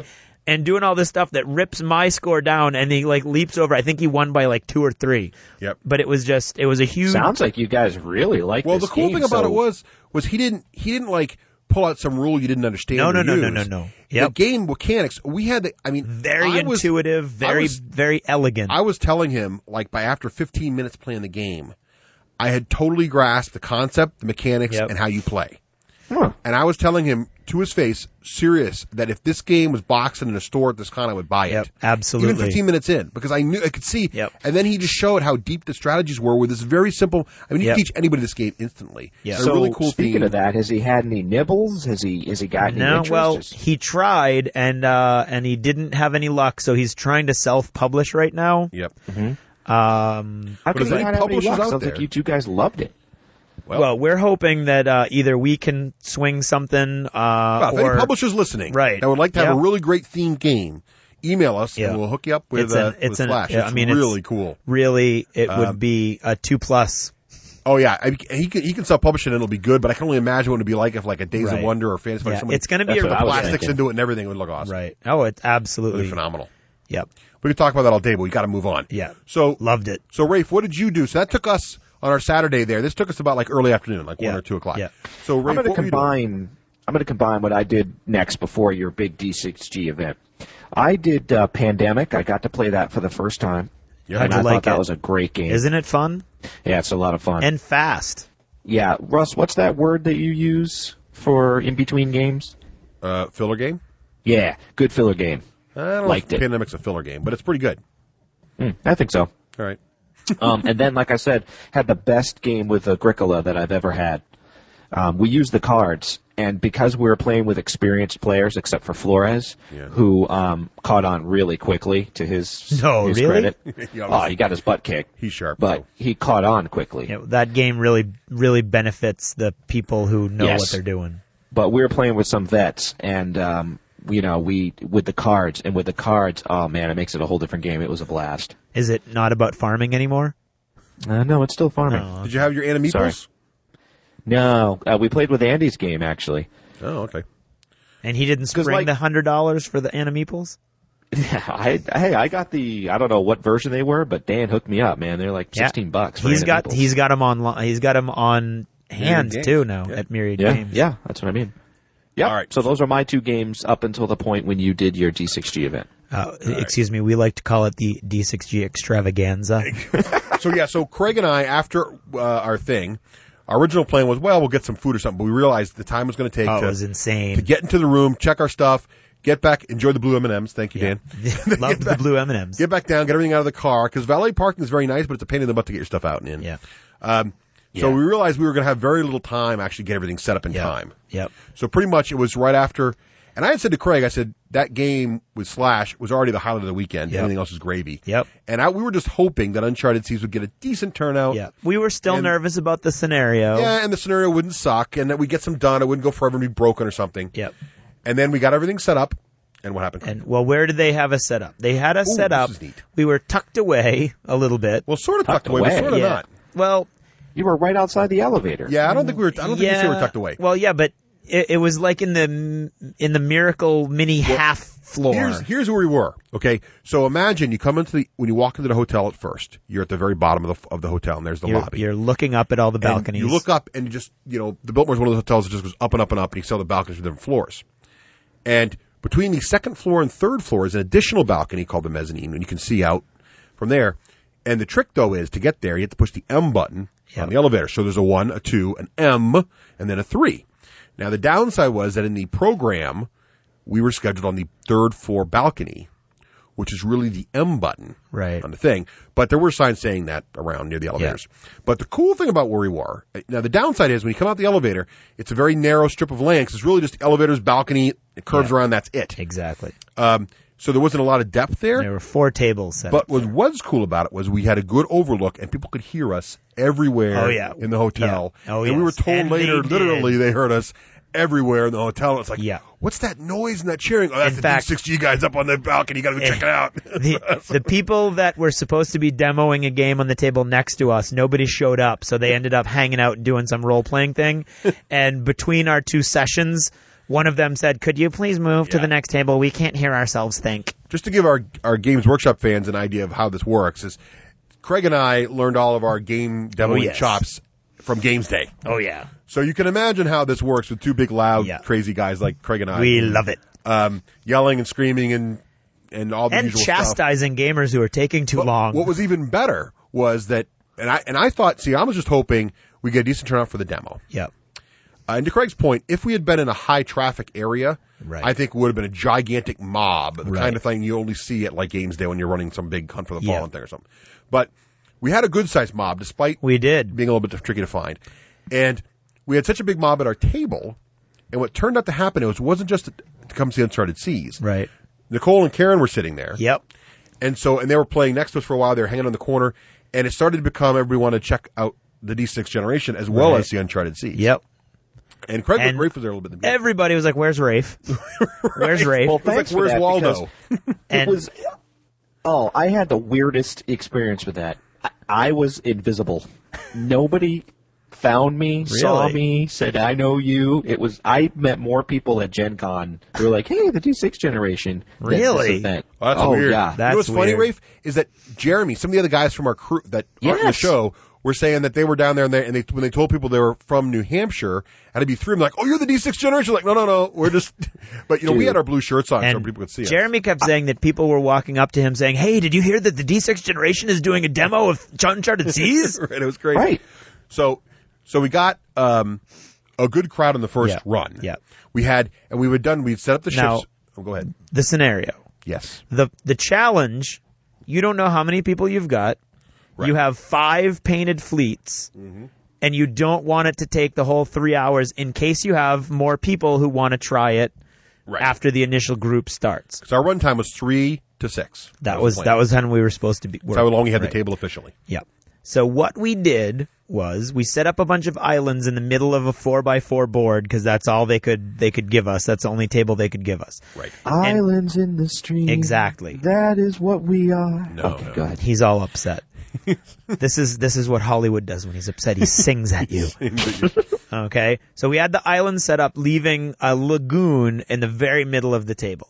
And we actually agonized over this for 10 minutes, which fleet was going to be left out. But we eventually put we let the players pick their fleets. That's true. They didn't pick. That's true. So the elves got stuck in the middle. Elven battleship right in the middle of that lagoon. And the lagoon was built so that the islands would block access from the corners. Right. The other fleets all started in the 4 corners of the table. Right. But they had no straight shot at the battleship. Due to the islands, right. And we put 3 elven frigates on either side of the battleship. And basically, we put 4 damage tokens on the battleship, and the first demo fleet to sink the battleship wins the demo. Right. And what that does... The battleship couldn't move. And the battleship didn't move. In fact, I wished that we had put a little shallows marker. To show us run aground. That it run aground, but also because in the shallows, only frigates can go. Oh, yeah, so that last would have been ridiculous, because all the cruisers would have been like... So it was kind of like a race forward. And then Craig and I would each control one of the frigate squadrons and the battleship shooting its guns. Yeah. And then teams of players. What we tried to do is we ended up with the first round. We had like 8 or 9 or 10 people. So we took the first 8 people. Yeah. And we paired them up together. So 2 guys on the dwarves, 2 guys on the humans, 2 guys on the orcs, and 2 guys on the... Each team had a battleship and 3 frigates, or the 3 cruisers and 3 frigates. Each person. Each team person had the on the entire team. starter fleet. Yeah. So think about this for a minute, guys. It's a demo. Right? There are how many boats on the table? 40 plus the elves, another 7. So there's 47 boats. Think about the mechanics. There's 47 boats, 8 players, plus 2 guys 10, running. Yeah, I was going to say. 2 guys running. So 10 players, 47 boats. Here we go. And we got to teach them the rules. Yeah. So we go over the rules. Everybody gets it. No problem. How many people showed up? Well, this is the first wave. So we had the table was full. Everybody's sitting down around the table. And then we've got people standing behind them watching. Yeah. So I don't know the total volume of people that came through. Because a bunch of people would get off of the elevator, see the terrain, and just stop and gawp. Or they'd be here to talk to the show. And we got to give a shout out to a couple of the private press Stubbs. Oh, yep. And who was Stubbs with? I can't remember. I'm sorry, I can't remember your name. But they were asking for our signatures on 3x5 cards. And then they were asking for the Ys. They were getting pictures done with the Ys when we were doing the thing. So I don't even know. It was crazy. And then a bunch of different times, actual actors dressed like steampunk characters came through in a parade, and they would all stop and look. A couple come by with a camcorder, and then Lenny came by with a camera. So lots of pictures taken. And so I missed all of that. Oh, it's crazy! It was crazy. It was crazy. Like it was like I had Pirates of the Caribbean playing. Yeah, no, it was nuts. I mean, time just flew by, and we blew through the first demo. The good thing about that scenario is that in the very first turn, everybody saw how all of their ships moved, and they got to shoot because there were these frigates that couldn't really hurt them, but were awesome Craig targets. And I intentionally pulled them out and kind of like caused a bit of a spat, and so the players could go after each other or go for the center. And we had a couple guys, both times playing the dwarves too, that were more experienced. Did you give out prizes? No, except for magnet cards. No, we threw out magnets. That was funny. I was impressed with my own comic genius there. I was like, congratulations to the dwarves. They win. You win magnets. Everybody else, well, for playing, you guys get magnets. And then everybody in the crowd for watching, you guys get magnets. At that point, however, I was throwing them like Chinese throwing stars, so that was a bad idea. I felt it was less comic genius and more like an episode of Oprah. Anyway, look underneath your chairs. You'll find D6G magnets. You all get a pedicure. So long story short, on the first round, it was a great game. It played really fast. They got some lucky hits on the battleship early, and it ended at like right at just under the 2 hour mark. Yeah. No, just under the hour and a half. Just under the hour and a half mark. So it was like, boom, we're like, this rocks. We get another one in, no problem. And I think everybody had a blast, and they were all getting into it, and they were yelling and shouting, and we had a couple of those. When those of you who've played the game before, you know what I mean. When you get a 6 run, where you've got like you roll your dice, and the way the game works, every time you get a 6, you get to re-roll it. And when you get a little ship shooting at a big ship, and it rolls a 6, and then rolls another 6, and then roll. I mean, the pitch of the crowd just kept going up and up and up. And I'm going to say this again, not to praise Craig and mine's brilliance at the scenario. That's what we're trying to talk about. Right. What I'm trying to say is, brilliant. Think about what kind of game mechanics you have to have, and the design of a game that you can break out,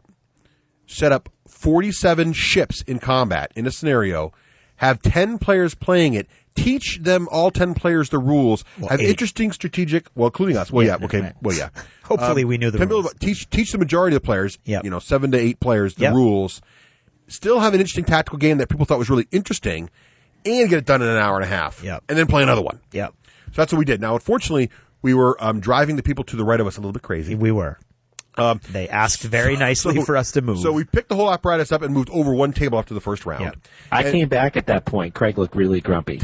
I was a little grumpy because we were getting tired too. But we had it. I had it all set up. I had the music set up. I had a really nice battle foam display set up because they did send us that generic tray. Yeah. And I had 50 different models in the generic we had the tray. battle foam out. We were giving cards away. I mean, I really had a D6G battle foam Myriad Games thing really set Dan up was very there nicely. taking pictures and handing out pens for Myriad Games. And then they were like, could you please move? And there was no way with that crowd around us that I was going to be able to move everything and keep it all nice and neat. So we kind of just moved. I don't know how much you did for them. I mean, I assume they know we were scheduled there, but I don't know. Because that was my interface. Is right when I came back, I was like up off the elevator. It was crowded.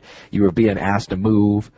And I was like, that's been what it's been like for me. No, we were just actually that was the one moment in the whole con. That wasn't TempleCon though. That was just a couple people next to us. We could have told them to go hit the road, but we were trying to be nice. Yeah. So, but actually it was kind of good because by doing that, it sort of clearly put a line between round 1 and round 2. Yeah. So we moved everything over to the table, and a couple folks who've been watching, because good thing about our location was every time the elevator doors opened.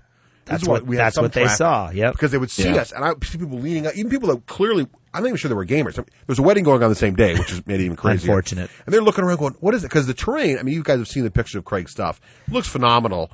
And with all the boats painted up, I mean, again, 47 boats on the table. It looks awesome.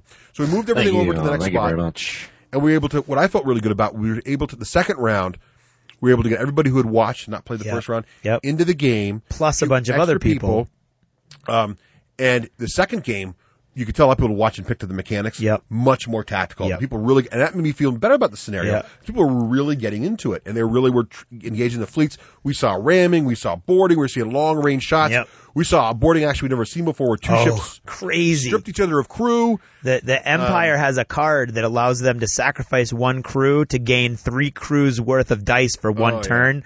It's called the Martyrdom card, and they did that against the Dragon Lords and wiped each other out. 2 empty ships floating there. I think it went really well because not only we got to see tons of fans, and that was my favorite part. Awesome. My favorite part was just seeing other people really appreciate the show. That felt really good. And thank you, everyone. And I'm so apologetic that I can't remember all your names. I remember Patrick, but I knew him beforehand. Right. And yes. And that guy from Alaska, TM, came by too. So he did. That's cool. Next game. I was wondering if he was there. Oh, he was there. Well, let me explain why I was missing. Yeah, where were you? Russ said you were sucked into an eddy in the time-space continuum. I think I might have been. Right. Well, I was actually trying not to be random, and I wanted to hold true to my 3:30 Le Havre demonstration.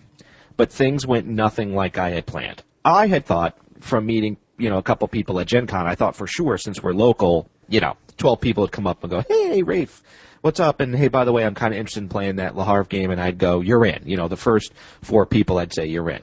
Nobody found me ever, never. Well, no one knew where you were, though.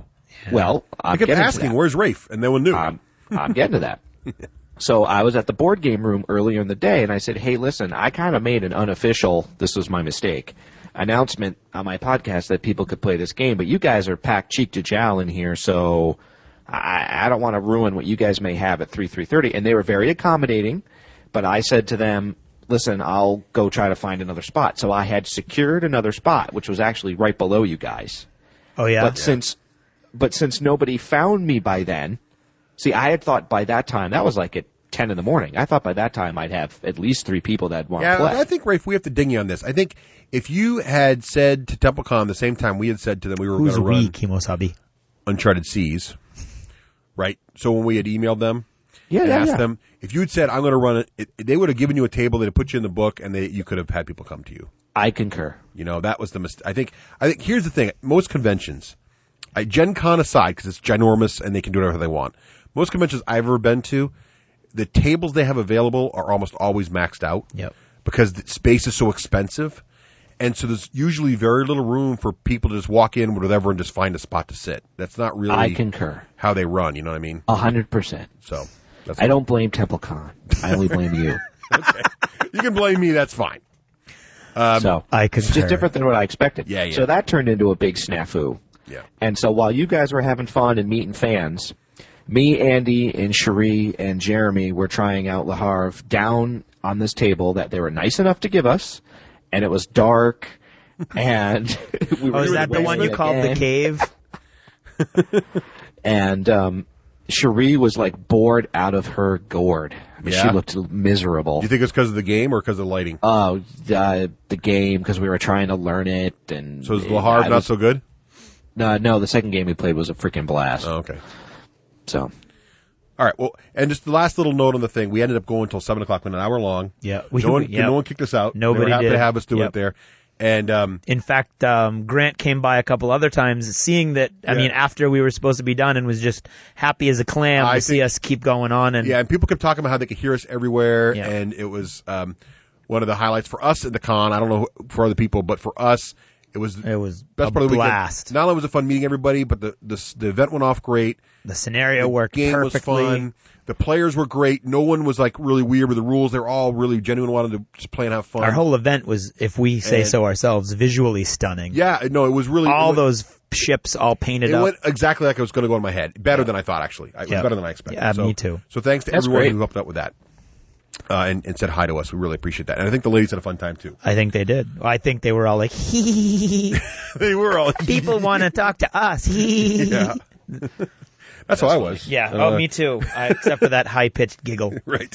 I was more like, So we survived. So now it's like 7:15. We've packed everything up. Yeah. We desperately need recovered. Food. We've pressed, we've said hi to everyone who's hanging out there. Were you about to say we pressed the flesh? I'm going to say we pressed some palms, yes. That's what she said. Thank you. And then it was time to eat, because Craig, I remember we missed lunch, so it's been since our breakfast stop. Yeah, starving. And now I need to apologize now, because a couple things happened during the Uncharted Seas event that I think Craig and I tried to make some commitments we couldn't keep. One of them was, we had originally said on the show we want to do some kind of meet and greet thing afterwards. Right. That fell apart totally. Right. And the other thing we wanted to do was, people were telling us very graciously that don't forget at 10 o'clock. Oh, huge bar food deal. Go to the bar and buy a drink, and it can be any drink, it can be a soda. It's $1.50 or $1.99 or something for a quarter pounder burger, whatever it is. So this seemed brilliant to me. Yeah. And I said, I'll definitely be there. But that didn't work out because, well, for a variety of reasons, but I want to apologize to everybody that I said I'd be there. Things just kept moving. Before I knew it was like 2 a.m. I didn't even know what happened. It was crazy. I was not like Rafe wandering around trying to find something to do. I was like, it just was like whoosh. It was like a whirlwind of activity, and all of a sudden it was like 2 a.m. I don't know what happened. So, so I apologize for that. But next year we'll try to make that, or next convention we go to, we'll try to make that a little more thing. So we were in food mode. Went to a diner with a bunch of the crew. Some people liked the diner. Some went to Subway. Yeah. We kind of broke up for a little bit, and then the Myriad Game folks, Dan and Sarah and Nicole and I, wanted to take a break from all the noise, and we went upstairs for a minute. And you guys hung out downstairs. Yeah, we took a break from all the noise by hanging out in the lobby playing Werewolf, baby! Now that was... We had a blast. We were sad we missed that. So when we're done playing, we played Roll Through the Ages. Yeah. Yep. That was my second to the High Life.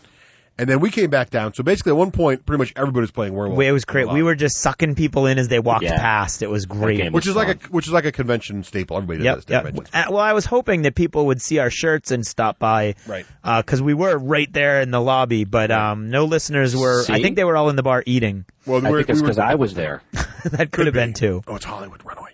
I had a null field going on. Wait a minute. The best part about playing Werewolf was Jeremy playing and trying to do his best, and he would occasionally mess it up a little bit. Which I couldn't host that game. My favorite part was Rafe and I were the werewolves.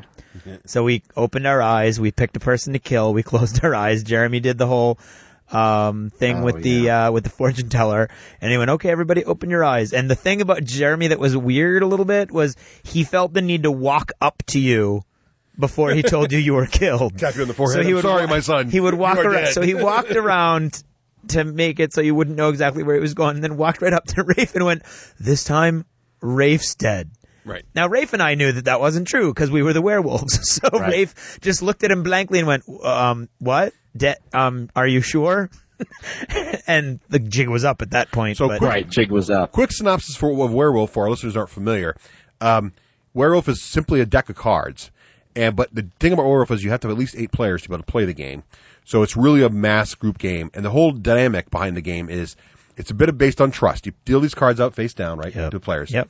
Each player gets one. And did we talk about this when the Halloween we might have. party? I thought we did. Oh, maybe we did. So it's a quick anyway, update. This is Werewolves of Miller's Hollow, which is a game you can actually buy for real. And it's actually the one that I built around a bunch of things I found online is actually exactly the same. There are expansions that go to higher number of players, like 30 players and crazy. Yeah. But basically, look at your card. If you're a werewolf, or you're a villager, or you're some other special characters, and you need a moderator who will ask everybody to close their eyes. Then the werewolves open their eyes, point to somebody, that person's dead. And the rest of the crew tries to figure out during the day who the werewolves are and point to them and kill them, have a lynching. Yeah. Sometimes you get a werewolf, sometimes you don't. Yeah.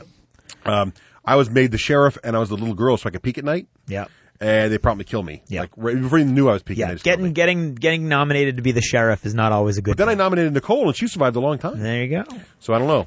Well, the best part for me was Dave thinking, like, "Oh, I could do this better," and then he did. I mean, he made these little character voices, and he was. He was having a good time with awesome. it. But- Dave was like a performer up there. Yeah, but when Dave messed it up, I said to myself, "I'll never be able to host this game." It looked like it takes a lot of mental agility. It does. Yeah. But it's a fun game. It definitely worth playing. I love to play it again. I was sorry I missed the first 2 rounds. Absolute rounds. blast. So that was fun. So we played Werewolf, and I think the plan was kind of like then after Werewolf's over, then we'll go get the $10 the burgers. Burgers. But we played right until after that was closed. But we played till that, and then I got sucked into a game of Galaxy Trucker. Yeah. This begins the beginning of the fight between Rafe and Dave. This is where the ride home was less organized. This for is Rafe. where the geniusness of having 4 people on your car actually starts to fall apart. Because drama is very exciting. So I'll let Rafe get into the drama in a minute. So basically what happened was I got sucked over to what ended up being a 6-player game of Galaxy Trucker. It only supports 5 with the expansion. But Dan and Sarah played together. So we actually had 6 people, which just made the game that much. It was fun. Everybody was learning. Made it a little longer. So our Galaxy Trucker game went till about like midnight 30 or something. So while we're doing that, suddenly Craig and Rafe and Nicole are playing Cutthroat Caverns and Pandemic or who knows what. Yeah, there's Rafe, Nicole, Ragnar, and Chris Pear were playing Pandemic. Okay, so there's multiple games going on. And Craig and Karen and Ian and Joel, and Josh played Cutthroat Caverns. So you guys are cranking through a little quick game. Cranking. Fastest game of Cutthroat Caverns ever. Yeah, and same with us with Pandemic. So I'm stuck in a long game of Galaxy Trucker. Yeah, so we're and then having the a drama blast. starts. So Rafe, describe the drama. Okay. Dave and I have been traveling companions for many, many, many years. I mean, we've traveled to Europe together. We're good travel companions. We get hungry at the same time. We have the same internal Too much clock. information. Too much tiredness. Soulmates is what he's trying to say. We're good travel companions. You'd be great on an episode of Torchwood, what you're telling us. I guess from what you tell me. Oh yes, let's put salt on that wound. Yeah. So I thought I had told Dave about 6 weeks before we came down here that he's like, "So when do you normally leave these conventions, Rafe?" I'm like, "I don't know. I think we should leave like 11 or 12." And he's like, "Yeah, that sounds good to me." And earlier in the day when we were playing Werewolf, Ragnar had a situation occur where he kind of messed up, and he's like, "I kind of need to get home as soon as we can. Rafe, what time you want to leave?" And I'm like, definitely by 11. I'm getting pretty tired." I thought Dave was in on that conversation, but hindsight being 2020, Well, no, because Dave got sucked into my Galaxy Trucker game. He might have been hosting during this time that I had that conversation with Ragnar. So Dave's playing Galaxy Trucker, and I'm playing Pandemic, and we wrap it up, and it's 11:15, and I'm really beat. I'm just at that time when you're really beat and tired. Oh, and the other thing that Dave knows about me and other people, when I get tired, I get to the end of my rope like instantly. I have no rally or staying power. So, and I drove, and I was going to be driving home. So I walked up to Dave and Christian, who were still playing, and my other two travel companions, and said, "Hey guys, it's 11:15. We talked about leaving at 11, so you guys wrapping up, or if you two want to drive, we can stay as late as you want. Don't care." And Dave kind of looked at me like, "Who died and left you, King? That you can come up and decide we're leaving at 11, basically." Right. So he kind of blew me off, which I'll get to his side of the story in a minute, which I was pissed off about. My wife had to work the next day, and I knew I'd have to be up really early, and I wouldn't be a happy camper. So then I'm hanging out with Joel and Nicole and Karen, which was like the third highlight of the night. And Joel is like hilarious. Joel is a real funny guy. Yes, he is. Especially with a couple drinks in him. God, he was funny. So Karen and Guinness or Nicole were two busting on away him from about being engaged. Comedy gold. Yeah, he was funny. So at some point in the conversation, he mentions Irish car bombs. I did. And, yeah, or he did, or you did. And I remember, Craig, you saying, "They're really good. They taste like chocolate milk." They totally do. So I look at Ragnar and I go, "You know what's going to happen, Ragnar? I know, Dave. We're going to be done with the game. He's going to go, 'I'm not driving, Rafe. You're not the boss of me. Here, you drive.'" So I said, Ooh, I didn't know the car bomb was a strategic maneuver. Yeah. Oh, yeah. I had a said, feeling. F that. Dave if had a we're feeling, sitting here too. for 40 more minutes to an hour, let's get a drink. And So what we a did. drink you chose to get. And it was awesome. So Rafe got sloshed to force Dave to drive I'm home. telling you. Yeah, that's basically Just like chocolate milk, huh, Rafe? Yeah. It was. Told you. Oh, But man, Dave that knows was all so that because good. he was. Well, we didn't get sloshed, unfortunately. I wish I did. And I explained to Dave his problem, but he understands for next time. What was his problem? I was making plans with Granger is always risky business. No, not true. See, if the deal was leaving at 11, then I'm kind of on the fence about. I mean, I don't Well, I'm really not sure think you Dave can was. find I'm fault not sure with- Dave was in the agreement In on 11. that? Yeah, Oh. that's the problem. Right. So here's Dave's side of the coin. He's like, "I remember no such conversation 6 weeks before, and I certainly wasn't in on a conversation." And Ragnar was backing me up, and he's like, "Yes, Dave." Yeah, we were but- all standing there. We said 11, and I went, "Actually, Ragnar, I think Dave might have been hosting Werewolf during that conversation." So, in fairness to Dave, I don't know that it was made very clear at 11, although it was in my head. So the moral of the story is make sure your whole carpool knows when you're going But wait, and Russ, leaving. I still have this beef with him that Oh. we talked about later. He's not on the show to I walked defend up- himself. Yeah, so he should that's. be I kinda, don't know, man. Well, I'm just saying, like, that's why I'm giving in fairness to Dave. I'm not sure that I was that clear. All right. So, but the beef I had was how I felt like it was a fair He's not gonna let him solution off the hook. to be like. Yeah. By the way, I'm not sure if you guys are still talking. I can't hear because my headset cuts out with our new arrangement. I don't know if I'm cutting you guys off. But I feel like we solved that when I said, "Dave and Christian, are you guys?" Oh, I was like, "We can stay as late as we want if you two want to drive," and they were like, "Sure, no problem." That's what confused me. Mm-hmm. Yeah. I can tell you what Dave would tell you. Go ahead. Rafe, you're a putz. Why? I don't know. Just a Now, joke. see, that kind of extends the fight, and that really isn't No, I'm unnecessary. just joking. That was a joke, people. This is Joke. great radio, boys and girls. All Little right. internecine conflict for you. Right. Well, I Well, we like can't- doing it because I wonder if other game groups run into that. Well, and we they can can't say, pick Oh, on I'm Dave. sure with they blah, do. blah, blah. I'm just speaking for Dave because he's not here. Okay, so Anyway. moving on till Sunday. So they left, and we ended up staying up till 2:00 2 in the morning, just chatting and BSing, and Russ was finding fault with poor Joel's top 10 sci-fi movie list, true. and it was grand old time was I had stand by all. my list. And then Okay. we passed out in our beautiful suite. Right. Amongst blue M&Ms. And then Sunday morning we got up. Now, sadly, Rafe's weekend ended. That's right. Which is Sad too bad. face. So I he- wish it ended. Yeah. Yeah. Well, his gaming weekend yes, ended. the fun part ended. And now, meanwhile, though, Craig and I had plans to play in the Monster Apocalypse tournament on Yes, Sunday. we did. So we got up at 9. We actually slept in pretty late. which Yeah, I didn't we had a expect us to do, which nice is sleep. Got a nice breakfast, but then I had screwed up.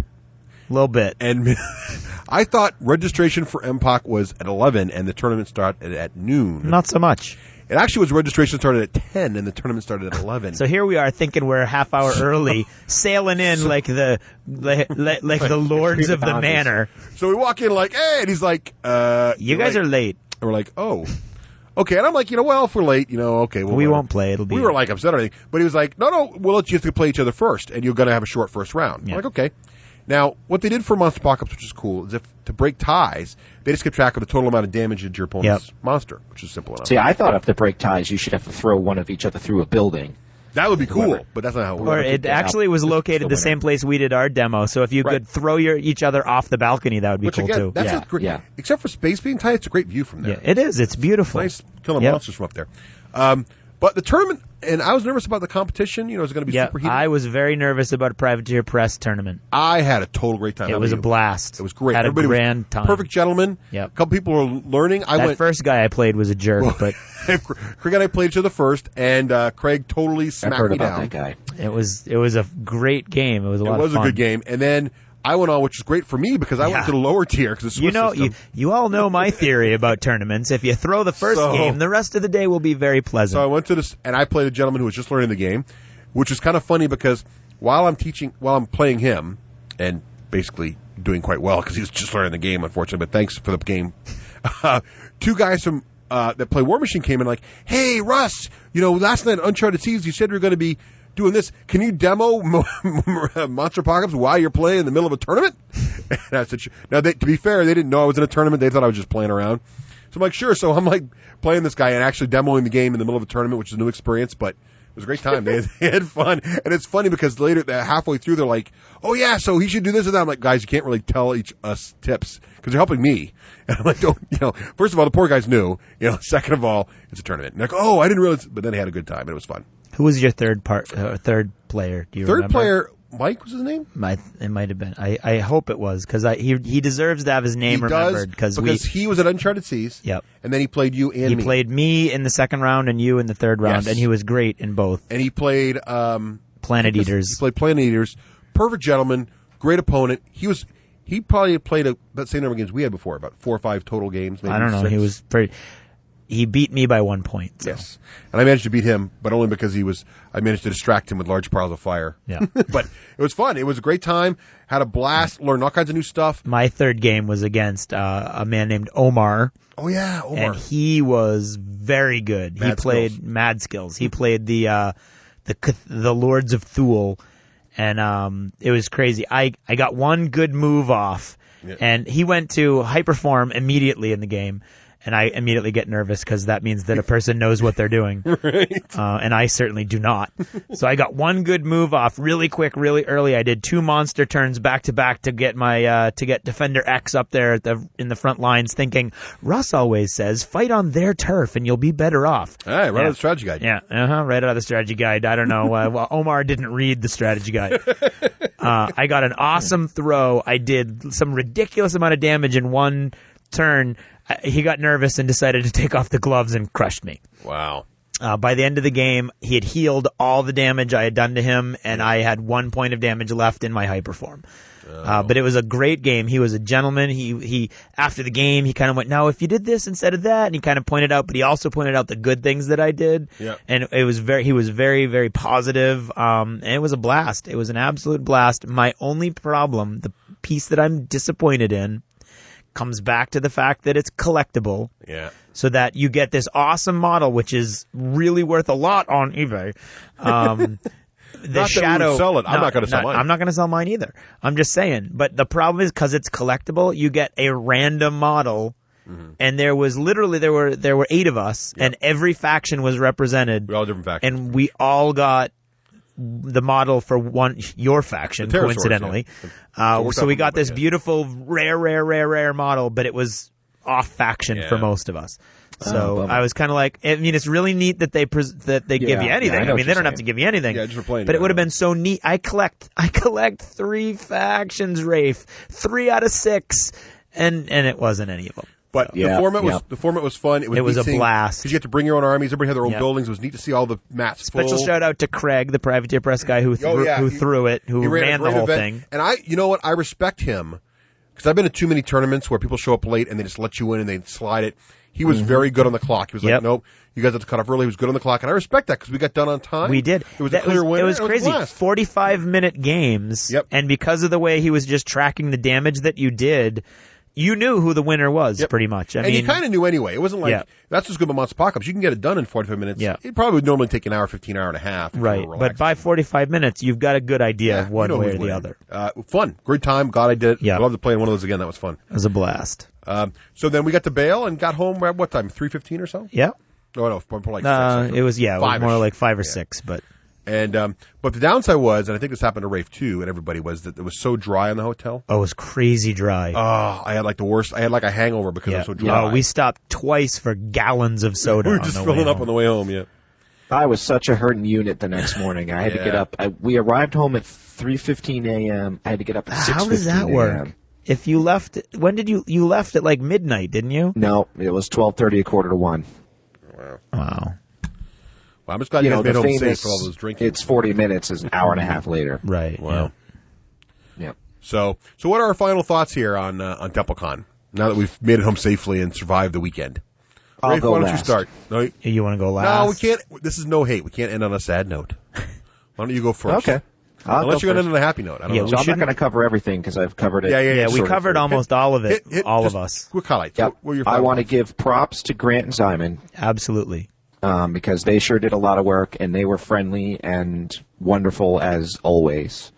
I don't know if I understand Grant's vision. I think I do, but I was disappointed that I don't think it met his vision due to the layout, due to the physical plant. I did have fun playing with all my friends in a relaxed way. That was cool. I missed out on seeing lots of cool painted armies. And the key, I think, was a sleepover. It seems like everybody who had a sleepover liked it, and the people that didn't like it so much. Mm-hmm. That could be. It did take the pressure off. Yeah, exactly. I like sleeping over. Well, I remember last year thinking I want to sleep over next time. Right. Yeah. I remember feeling that way. Yeah. That it then? That's it. So will you return next year, or are you kind of like... You know, when I was in the car driving home, I was like, no way, not doing this again, not worth it. But then thinking, was it really the con, Rafe, or was it more you, and again, how I've said all repeatedly, how I interfaced with it? And I think it was the latter, so I think the key is sleeping over. And yes, I'll go again. And maybe plan stuff out ahead of time. Yeah, like do planned events. I'm not even faulting that. I'm not it was more the sleepover. Yeah, okay. Remember last time you were in the hardcore tournament, which pretty much filled your day, and you had a blast. Well, see, Ragnar said something that made a lot of sense on the way home. He's like, but Rafe, you didn't do anything that the con offered. Right. Which is an excellent point. Yeah.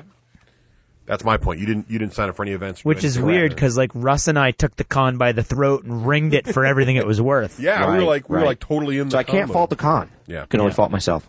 So, and that's a good tip for anybody going to a con. Yeah, is that it does take a little really prior planning. Look at what's being offered there and make sure there's things you're going to want to do. Because some cons, we were just talking about this with our friends on the email. Yeah. Some cons are more board game focused. Some are miniature game focused. Some are more collectible card game type focused. Some are more painting focused.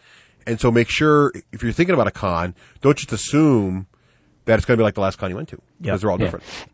I can fault the con for the physical layout. Yes, but I that's don't fair. fault Grant or Simon for that. I think that they were given what they were given to try to get more space. Right. Alrighty. Well, I'll go. We'll go let next. Craig go last here. I had a fantastic time. I can't fault anything. I think the layout. I definitely see the point of the layout, and I think it could be better.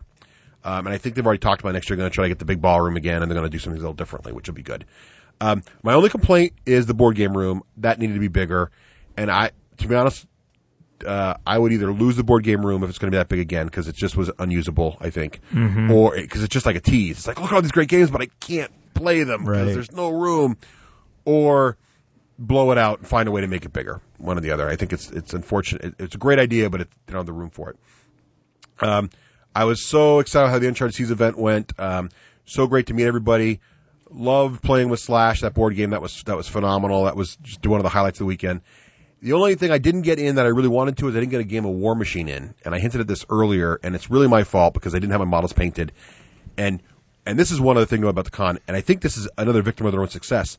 Yeah. Last year, there were plenty of endless war tables to play on all the time. This year, they had more tables. They probably had double the endless war tables they had last year, and they were all full most of the time during the day. Yep. Because the Privateer press room was just mobbed. I think Privateer has just exploded. Certainly the presence of that con has exploded, and it's just full. Yep. and it was full all day because if you look at like that con, they ran tournaments all weekend long in War Machine, and they were all packed. It wasn't like the one War Machine tournament was full. It was like literally all weekend. You could play War Machine and never stop. It's crazy. So definitely a portion of TempleCon is sort of like the War Machine shrine, and that's cool if you're a War Machine fan. Absolutely. So that was neat. And I loved hanging out with my friends, as Rafe said. It was fun between games and after games. I loved the werewolf game, just hanging out. It was good to see so many of my local friends coming to a con. That's a great way to get together with your friends if you're not able to do a lot of gaming with your friends all the time and no one can really offer their house up for whatever reason. Hey, get everybody to go to a local con and just go down. There's a big carpooling trip and just hang out with your buds. It's a great way to do it. And I will definitely be returning again. TempleCon is a special place in my heart because of the show. But not only that, it's a great con. And I do, even though the Biltmore's layout is weird, that hotel I like the atmosphere. Beautiful. I do like the atmosphere of it being not in just another giant empty Holiday Inn square box. So I like the atmosphere. I see what Grant's trying to do there. And I know it's challenging, but I think they'll work it out for next year. So I can't wait to see how they do address some of the issues. I too had a great time. And I do agree with Rafe on the layout, but I also agree with Russ. I think with more planning ahead of time and some maps and better signage, you could actually make it work for you almost. I think you could. If you channel your more social events to the larger areas and use those side venues for your other events, but with some better signage, I think you really could, at the very least, completely mitigate the negative of the layout and maybe even make it work for you, sort of like you're on a quest looking for all these different things. Right. I like that idea. And I think there's definitely a workaround there. And the board game room we've already talked about was tiny. And I want to give a specific thank you to all of those of you who found Karen and Nicole and told them that their parents were so lucky to have women such as themselves as their wives, because we've Parents only and heard husband. it over husbands. That's right. Over and over and over again. Thank you very much. So thank you for pointing that out. Nobody Brett mentioned, and I thought this was funny. The number of wives that were there. That's true. Oh, yeah. In fact, one of Joel's best lines, and it's true, he was playing Battlestar Galactica, and he said, that's funny. The odds of me sitting down for a game of Battlestar Galactica at a convention and being it was Pandemic. Or with Pandemic. With 3 women and himself. 3 women and himself. It's like 7 million to 1. And there he was. And there he was. And a lot of wives, and you know what? The wives had a great time. All of them did. Yeah. I was shocked. Karen wants to go to the next con. I know. Shocked. Absolutely shocked. That's created a monster. Yeah, I don't know. And that's what I mean. Con Mania sweeping the local gaming scene. They're all talking about going to TotalCon. I might go mainly for like vendors. I'd like to find your some wife 6 is going, millimeter. Just go. Yeah, I don't know What if she are you wants to go talking to about? that one, but okay. Well, we'll see. Mainly, I want to find some 6 millimeter buildings for the love There you of go. God. But I will definitely be back. I had a blast. I loved it. And it was neat being recognized and having people walk up That to was us. cool. And Thank you for all of our fans that said hi. thank you very much for taking very that nice. time and really appreciate that social chance that we might snap at you. And if or we I don't missed know. you, we'll work on it next time, and we'll try harder at our next con to be we more need to centralized organize room thing. We to need hang to out and organize chat. something we need to specific. Yeah, we do. We do. Next con's Gen Con. I think probably so. Who knows, though? Who can say? Who can say? The world is a fickle place. It is indeed. But we're definitely going to Gen Con. Fickle. That's on the list. But yes, Gen Con is definitely up. And that's TempleCon. I'm Rafe Hollywood Granger, and this is the Hollywood Minute. Sponsored by ImpactMiniatures.net. Great sculpts for all your fantasy football needs. So I made a promise to myself when doing this podcast that I was going to talk about a variety of things that were interesting to me, on the theory that it might just be interesting to others as well. Sometimes that works, sometimes it doesn't. But nevertheless, that has been my goal. And in exchange for talking about what interests me, I promised myself I was going to be honest. Because to me, without honesty, then it's just boring. So for those of you paying attention, I have been obsessing about one type of game. Yep, you guessed it, the MMO. For I have noticed that after I'm done playing, I feel really guilty. Like I wasted my time. Like I should have spent my time doing something more productive. Like there's something wrong with a grown man with a family that wants to immerse himself in a second life. It felt like cheating, frankly. This is a feeling that I imagine many of you may feel, and as a matter of fact, some of you do feel, as you have shared with me your experiences of playing or quitting an MMO. Very recently, I began to feel out of balance with my MMO time. I was not doing the other of my hobby activities that I enjoyed. I was only playing the MMO when maybe I would have rather read a comic. I was thinking about the game and my character all the time. I was even sometimes wishing my family away so I could find time to play. That thought troubled me. To be fair, even though I had these thoughts, was I not working because of an MMO? No. Was I ignoring my wife because of an MMO? No. Was I not going to game night because of an MMO? No. But oftentimes, during all of those times, I wished I was playing. I thought, yep, I fell prey to the MMO addiction. I have an addictive personality, as I suspect gamers may tend to have. As a matter of fact, it is interesting to note that it seems common parlance these days to say one is addicted when talking about an MMO. For example, I noticed our fair Felicia Day, when talking about creating the guild, said, "When I was addicted to WoW," rather than saying, "when I was playing WoW." And I thought, oh crap, this is a real addiction. Like I need to call WoW AA or something. I was missing Latro. I was playing WoW, and I wanted to play War. I could not get enough, it seemed. I wanted to play them all at once. And when I did, it was still not satisfying. So I kept examining, kept exploring, kept thinking, how is it that after a 3-hour session of WoW, I feel differently than a 3-hour session of Left 4 Dead? Yes, I know, the game experience is different. But was it really the game experience itself, or was it how I felt about the game experience? Now, I must admit, I have been listening to a modern philosopher, Eckhart Tolle, in my car on my way to work, when I've burned through all of my podcasts, of course. And he makes a distinction about emotions themselves and how one thinks about emotions. The details of his premises are beyond the scope of this Hollywood Minute, but I feel I need to let you in on the type of thinking I have been going through lately. So back to my premises. Why do I feel guilty after playing WoW, and I do not feel guilty after playing my Xbox? At first, I was convinced because the two types of games are different in their playstyle, that somehow the very nature of an MMO play is its never-endingness, its chasing after endless goals, is an empty process, and therefore leaves one feeling guilty when done. Then, for instance, in an Xbox game, that completes, that ends, does not continue on into the future forever and ever. Therefore, one does not feel guilty, and perhaps even has a sense of accomplishment. So I explored those differences, sometimes with Russ, sometimes with all of you on the air, sometimes with just my thoughts. I thought I had the answer. MMOs are addicting, and I had to quit. So I did. I found my answer. MMOs bad, Xbox good. But alas, I am a logical thinker, and I kept thinking about it, and eventually I saw the flaw in my own thinking, and many of you may have seen it too. What is the flaw? Well, tune in next week for the super big, super bad year-end extravaganza episode of the D6G anniversary show.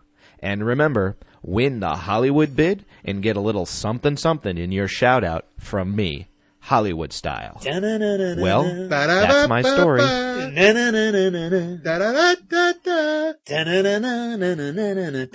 terrain that will bring your tabletop gaming to new heights of realism without compromising playability, visit Terranscapes.com. Terranscape's range of high-quality, handcrafted terrain allows gamers to create a complete dioramic battlefield from the table up, or add that special centerpiece to an existing table. With customization available on current products, custom work for unique projects, videos of work in progress, and detailed multi-view photos of the entire range, it is easy to see why so many Terranscape visitors become repeat customers. Terranscapes, pushing terrain to the edge of reality. When wives attack.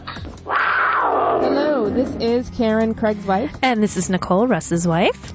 And we have a shout out. We have a shout out this week. Our shout out is from Keith to Lisa, and he says, "You're the best gaming gal a guy could ever want, and to think she used to bug me about the gaming thing." Very nice. That's a cute one, especially with Valentine's Day coming up. So we are going to talk about TempleCon. But before we do, I have what Craig calls a call to arms. Okay. Oh, God. All right. I don't even know what this is, folks. No, I know. Yesterday I was walking. I listen to the podcast while I walk my dogs. Okay. And I heard a contest they were having for the 1 year anniversary.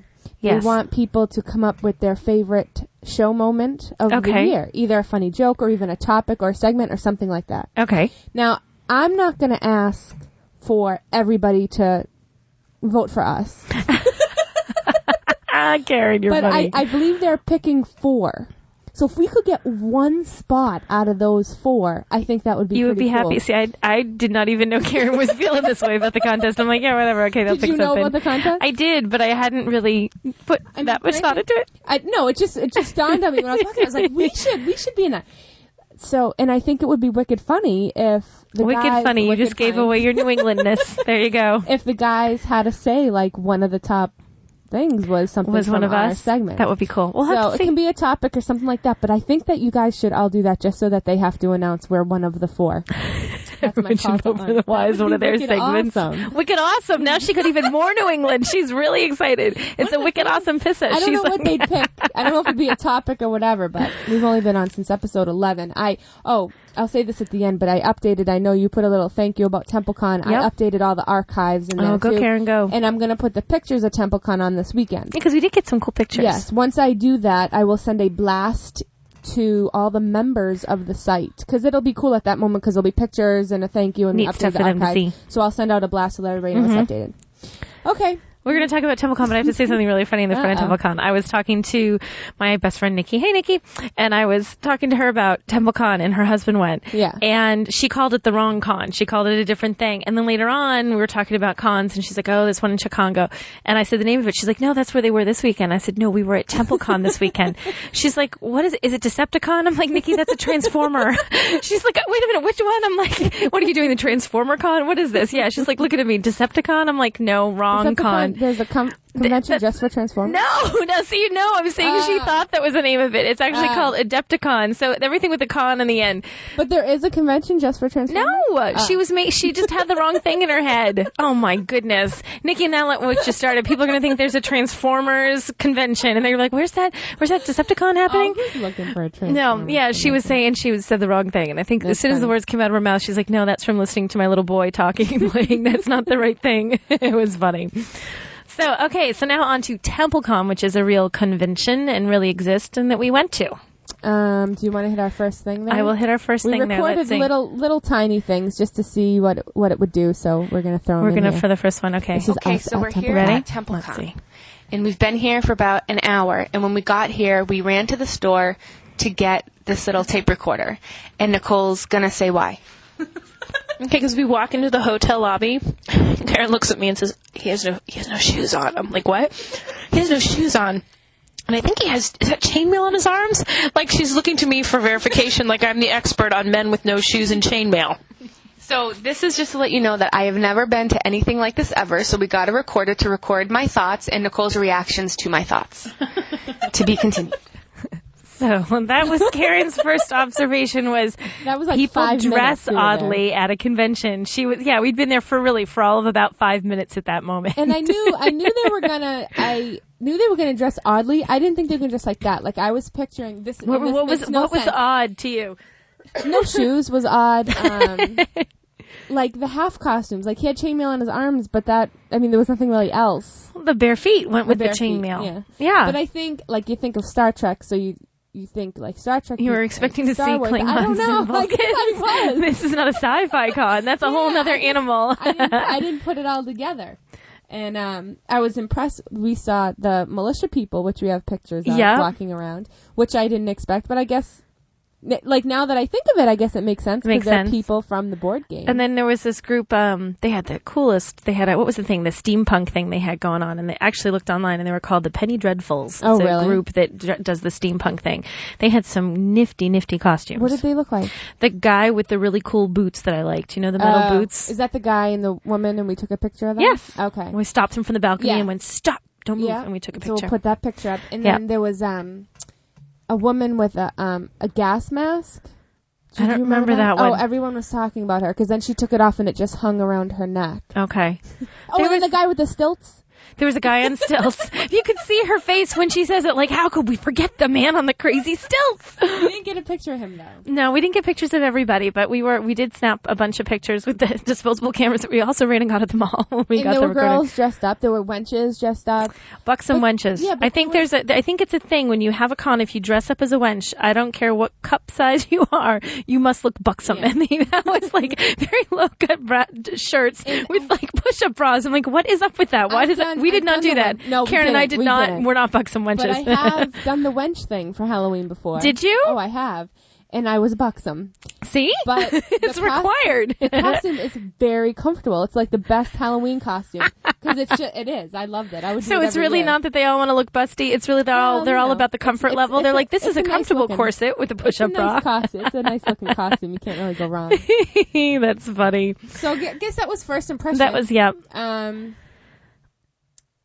I wasn't like freaking out or anything, but it was my first convention. She was a little freaking out in a fun way. The way she was looking at me was like, oh my gosh, like if you could, I wish there had been video to go along with it, because when she first noticed it, it was totally like she was pointing to a man on the street, like, look at that guy running naked through traffic and no one's paying attention. Yeah. That was the look on Karen's face. And like I knew people were going to be dressed up, but it's always different when you're actually there and they're dressed up. And then we Live walked in in that person. other room and there was like costume, there was some type They were of running contest. the steampunk costume contest, and that's what, so steampunk, don't really everybody, know most what listeners probably know what that steampunk looks like. Yeah. You do now. Karen was a little thrown, like, what the heck? The people with the eye patches and the weird goggles and the sort of, that whole thing going on. But they were actually very cool costumes.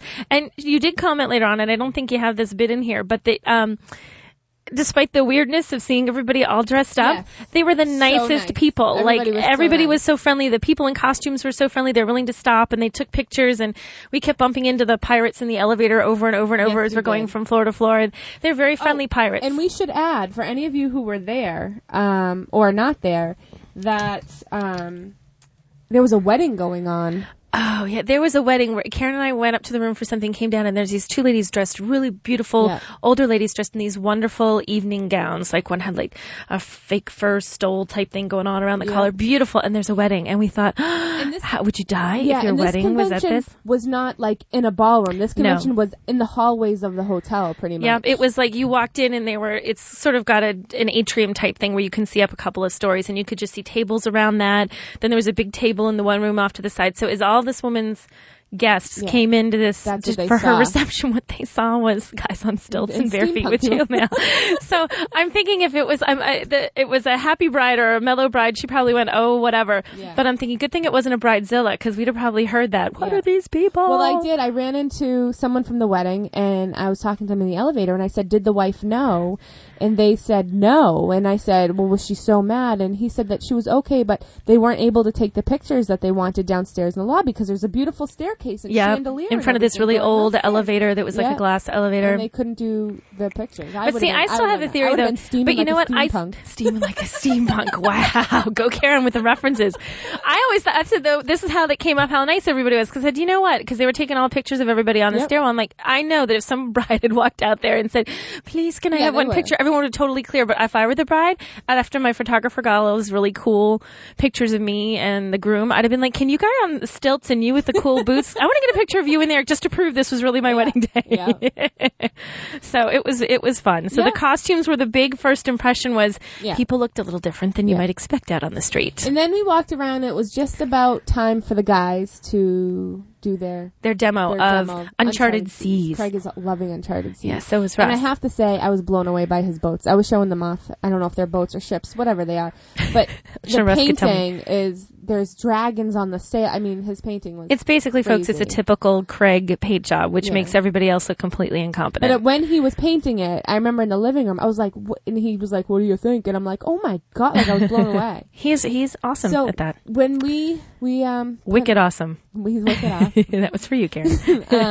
So we were watching them do their demo, and there was a little fan base there. Yeah, which a was little bit super around. cool. And Stubbs, we can give a shout out to Hi, Stubbs. We walked by and we heard a couple people say, "Are those the wives? Are those the wives?" Which is kind of a weird moment. We're like, It yeah, was. hi, it's us. Yep. And we didn't have our shirts on yet at that No, point. because the guys... And we had our shirts on. We didn't have our D6G shirts Guys, it was not like that. Now the people are like, let's go see where the wives are, because apparently they walk around with other Right, the shirts. next No, convention. the special shirts the guys had made up for us that said that we were the wives. Because the guys had little blue shirts they've had for a couple of cons now, and we said, well, we want shirts. Only ours are pink. Yes, we had little pink shirts that we wear that say who we are. Yep. So we ran into Stubbs, and he was very excited and had us sign a little business card. So you want to play the next clip? Okay, I'm going to play Falls this right clip. Let's get into this Me one. and the beeping is the elevator. Is the elevator. Karen was in the elevator. So I'm in the elevator by myself going up to the room, and I just left the guys and Nicole. And I just had, in my life, my very first fan interaction where they're like, "Who are you?" And it was me, and that was very, very exciting, and I signed my name. So thank you to all who listened, because that was very, very cool. To Stubbs, I think his name was. So, okay, we'll be back. Okay, so that was Karen in the elevator going, oh my gosh, someone actually recognized All right, and I us. have a confession. Uh-oh. I called my dad. You did not. Oh my God, that's so funny. My dad loves the show. And Yep. he's just so excited. And yeah, after I got out of that elevator that you hear beeping, I was like, "Dad, I think he did. He was just laughing. He thought it was so funny." That's hilarious. And it was fun. That was so much fun. That was like my favorite part of the thing is the people coming up to us and recognizing It us. really was fun. And we did meet a lot of people who were like, hey, are you Wes's wife? Are you, Yep. Craig's wife? And it was a little surreal, especially when people would say, I recognize your voice. Yeah. Like, Norbert came right up to me and goes, "Are you Karen?" And I said, "I am." And he goes, "I could hear your voice." And I said, "It must be you." And I was like, wow. It's weird to be recognized just for the sound of your voice. I guess that's if I was laughing, that's like the laugh I get. recognized for your laugh. But just my voice. I don't know, maybe it was the laugh. Maybe you laughed. You were laughing a lot. No, he said it was my accent. You do have a wicked awesome New England accent going on there, Karen. Up, it doesn't even make sense accent. But that was awesome. So the fans, and I think, and then we put our shirts on for the fans. Our shirts on top of the shirts that we already had. And that was fun. And it was just, I guess what I would say next would lead into the next thing is I really loved watching the fans interact with Craig and Ross and just how excited that they were. It was really cool. Like, Yeah. it was awesome. And they definitely had the biggest crowd of a demo. They had a crazy And crowd. In fact, we were loud. blocking the elevators because it was a very narrow space. The way it was set up was a little funky, and we were blocking the elevators. I think technically we were probably a fire hazard. Probably. Probably. And then downstairs, if I was downstairs, I'd look up and they were laughing. They were like rowdy. They were like loud. They were rowdy little gamer Yeah. boys. So I was excited for them.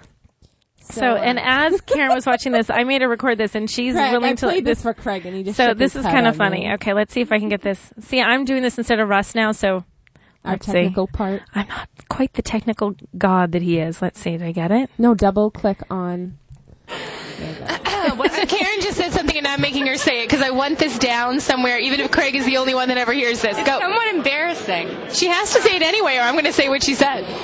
He's with a group of people explaining the game, and he's standing and sort of like he does when he's teaching. And I said that nothing makes me more attracted to him than when he is in front of people like that, taking charge and explaining. So basically, she's saying that she thinks her husband is hot when he's playing games. So I've just decided Karen is every man's dream now. Yeah, that's embarrassing. So yeah, but she said it in the covers. Yeah, and I'm like, I can't even believe you said that. So all guys, you missed out because apparently How the chick. overwhelmed I was with attractiveness. It was hilarious. I was like, I thought Craig is never going to believe that she actually said that. So I'm like, I need to put that live and immortalize it in the podcast so we can embarrass her forever. It's like, yeah, you so did say it. I got it right here. I'm going to say it right now. I don't find Russ unbelievably attractive when he's standing there with Uncharted Seas saying, "Oh, wow, you take a broadside and 3 hits and roll those dice." That just doesn't do it for me. But in remember the show Everybody Loves Raymond? Did you ever watch that? Okay, there's a scene where Ray's vacuuming the curtains with this snazzy new vacuum, and Deborah says, "I've never found you so attractive." And I'm like, that would be more me if I came home and Russ was cleaning. I'd be like, "Oh gosh, that's awesome." So yeah, but for Karen, apparently it's gaming. Craig, did you even know? So I guess one of the big things for me at this convention is the fact that I was there, and I really don't consider myself a gamer. Liar, and I'm liar, tell you pants on why. fire. This is why, because I've been thinking about because everybody was on me at the convention like, "Hello, you're here," and then you'll hear I had 2 confessions, but we only got confession number 2 on there. Okay.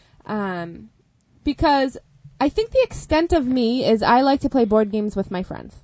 That's it. Like, it's not like it's this huge part of my life. It's not like I'm doing these things every day, and I would never go and play with people I don't know. Like, that wouldn't be fun to me. But you were. I like to play. I know. So go ahead, play confession number 2. Okay, confession number 2. Wait, and I already have it clicked. I never ever thought. And this it should all work on the first click. Wait, ready?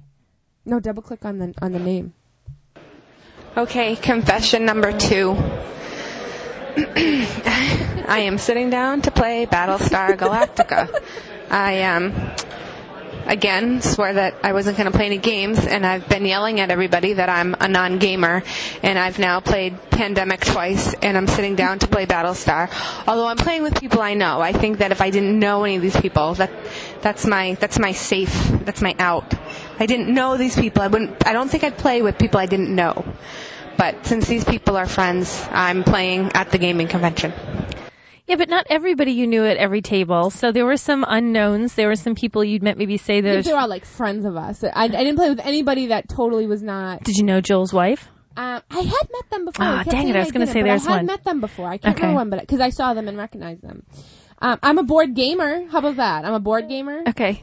She needs to qualify it to feel secure with it. It was something like Karen played a game. We played Pandemic, which we liked. Twice, yeah. And then...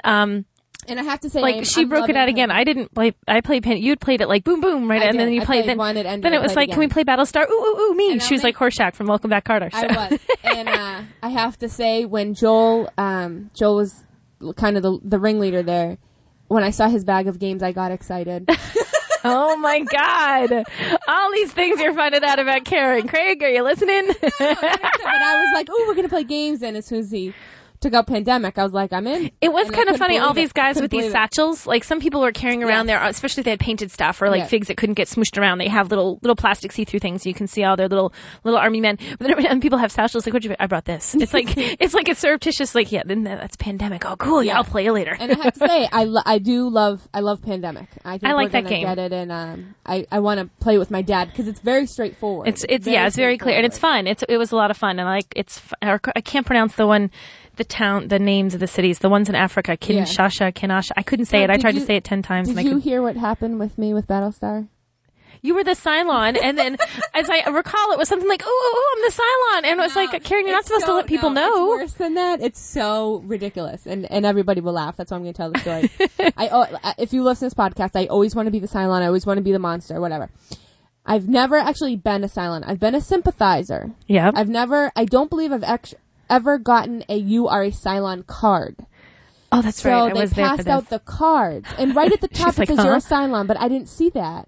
And I'm going, I don't know what this card is. I don't understand what this card is. And someone was trying to save you and not say, Karen, you're the Cylon. And I'm going, it's an action. It says action on it. What's an action? And they were trying to tell her, like, there's 2 or 3 people, like, trying to phrase it in different ways. And she's like, huh, what? And everyone's like, now we know. And I looked at the top of the card. I'm like, oh my God, it says you're a Cylon. And I lost my chance because they had a redeal. Because you know you're the Cylon. And it doesn't work. There's no way you're getting that card twice in a row. No, you're not. I was so sad. I know. Poor Karen. She was like, she's sitting there like, I can't believe it. I'm like, it's all right. I couldn't believe it. Well, we played. There was a game that I've been wanting to play forever. I finally played Werewolves of Miller's Hollow. Yes, I loved that game. It was fun. That was so fun. It was a big bunch of us sitting downstairs in the hotel lobby playing that game, and that was. And we played it. We were playing it for like a half hour before you guys came.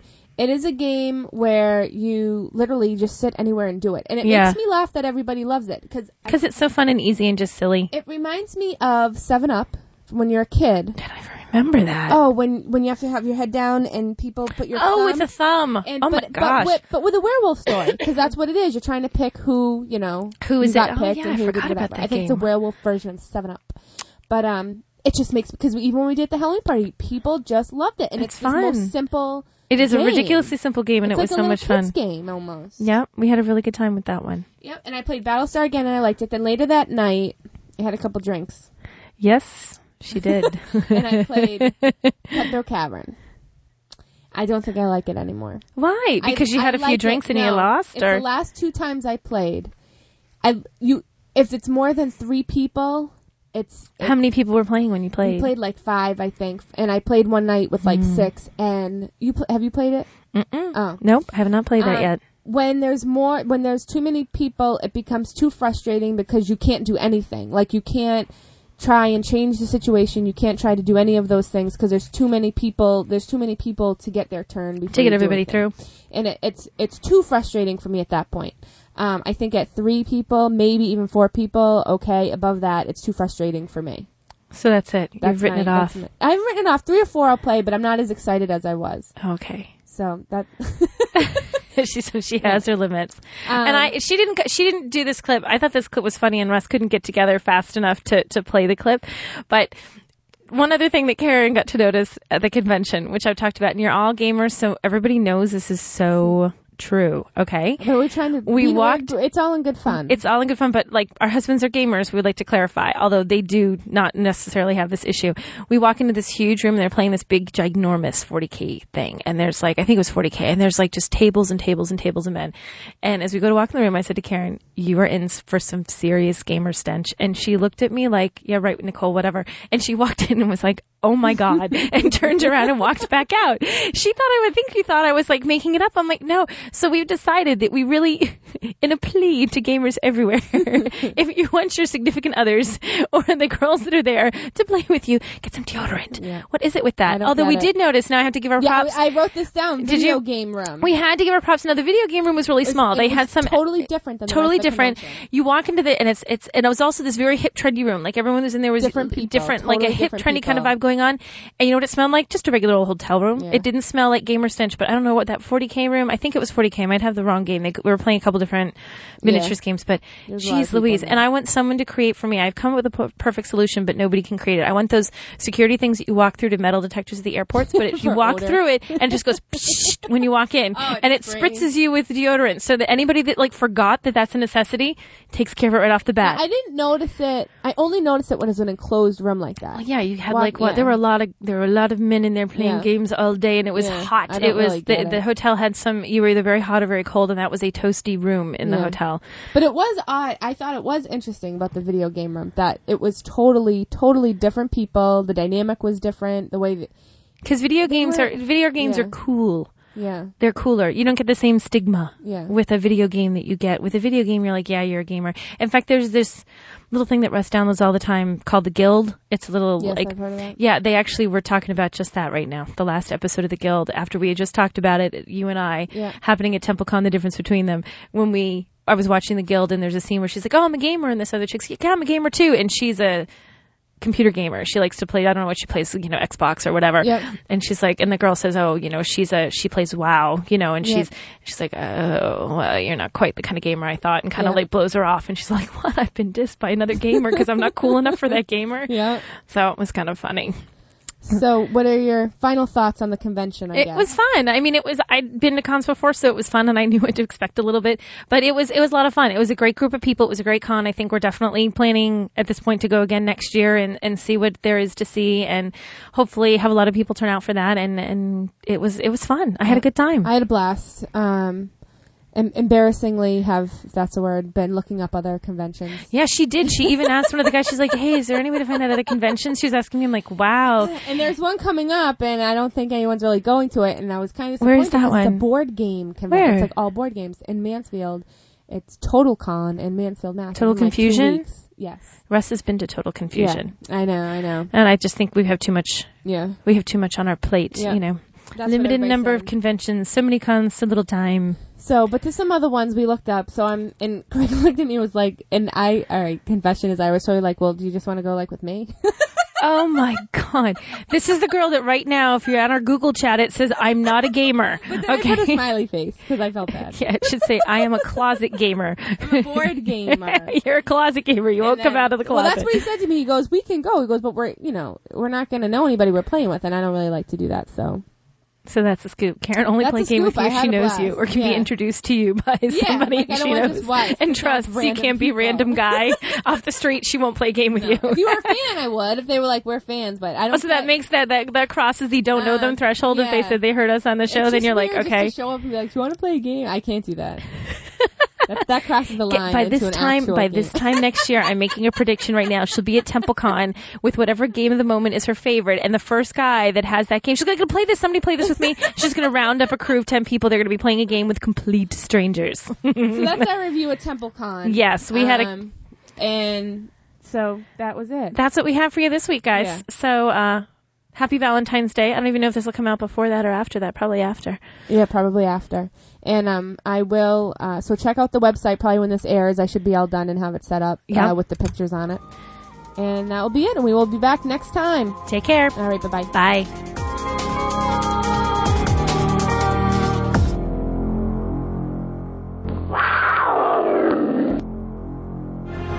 Hi, this is Jeff Carroll, the host of Podhammer, the world's first Warhammer fantasy podcast. Join me twice a month for the latest tools, tips, tales and tactics from the Warhammer world, featuring witty and experienced co-hosts and special guests from across the globe. Get the most out of your game and download the show from podhammer.net or subscribe through iTunes. I am the herald of the Northern Powers.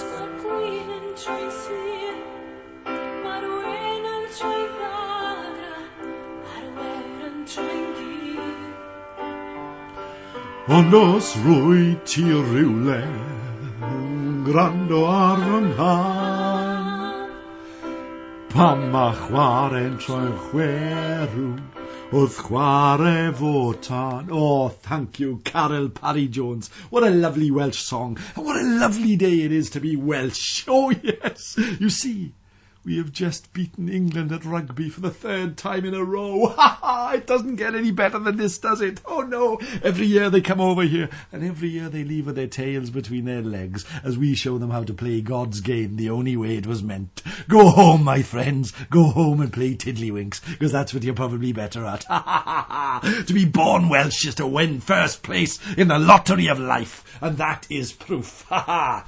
But unfortunately, it's a bittersweet week here in Words from Wales. You see, my club, the Dry Guy Dowell, we play our games in a church hall in Swansea, not far from here. But this church hall is historic. It goes back many hundreds of years. For you in America, I may have to explain a little bit about history. You have a little bit of it, going back to when we discovered you, you know. But anyway, this church hall has a lot of history, but like many historical buildings, that is the problem. Historic buildings tend to fall down. And this is what happened to our church hall, well, the roof of it anyway. And we have had to move to another equally historic church hall to play our games. But this place is a lot smaller. And being a lot smaller, we have had to change our games and play smaller games, which has led me to buck the trend. And that's the theme for this week's Word in Wales, bucking the trend. Last week, for the first time in many a year, I had to play the Lord of the Rings strategy battle game. And what a good time I had. The Lord of the Rings strategy battle game. Not this newfangled War of the Ring thing. No, the old Games Workshop game that nobody ever plays. Break out your Easterlings, my friends. Bring in your wargs. Bust out your men of Gondor and take battle. What a wonderful game this is. It's flown under the radar the last few years, but it's a great game. Get out your might points, your fate points, and get out there and win that war, my friends. It's the one ring of all... No, I wouldn't go that far, but it's quite a good game, and it's flown under the radar, as I've said. Get in there. It's a great little number to play, you know, if you want a little nice night of wargaming that isn't too stressful, that is actually really enjoyable. The Lord of the Rings strategy battle game ticks all the boxes. Now, I was going to talk about war games, you know, as this is a gaming podcast tonight, but I couldn't let Russell's comments about Torchwood go unchecked, really, could I? I mean, he questioned the whole morality of Wales in one sweeping homophobic sentence, didn't he? So, Russell, the whole of Wales isn't like Torchwood, all right? If you want to watch a real Wales, watch Gavin or Stacey and or Pobl y Cwm I mean, the real Torchwood is to Wales what, I suppose, the L Word, Grey's Anatomy, Deadwood are to the States. And, I mean, gosh, they really are moral programmes. Now, you could add Rome to that list. I mean, Rome, I'll open my eyes, let me tell you. I mean, we're a macho country here in Wales. Our national sport, and what we are very good at, is rugby. Our national dress isn't a skirt. We don't drink tea and crumpets, you know. So I don't know what it's like over there in New Hampshire, but I've been to Old Hampshire, and what a dump that is. So to have a place named after that can't be anything to boast about, can it? So where do you live anyway? On the slopes of Brokeback Mountain, is it? But anyway, go back there, Russell. Enjoy Torchwood for what it is. It's right, Russell T Davies has a certain agenda. Google that and you'll find out why Torchwood is like it is. But it isn't actually Wales, no. Well, not all of Wales anyway. I mean, my wife... Is it my wife or my sister who says, it doesn't matter, they're the same person anyway.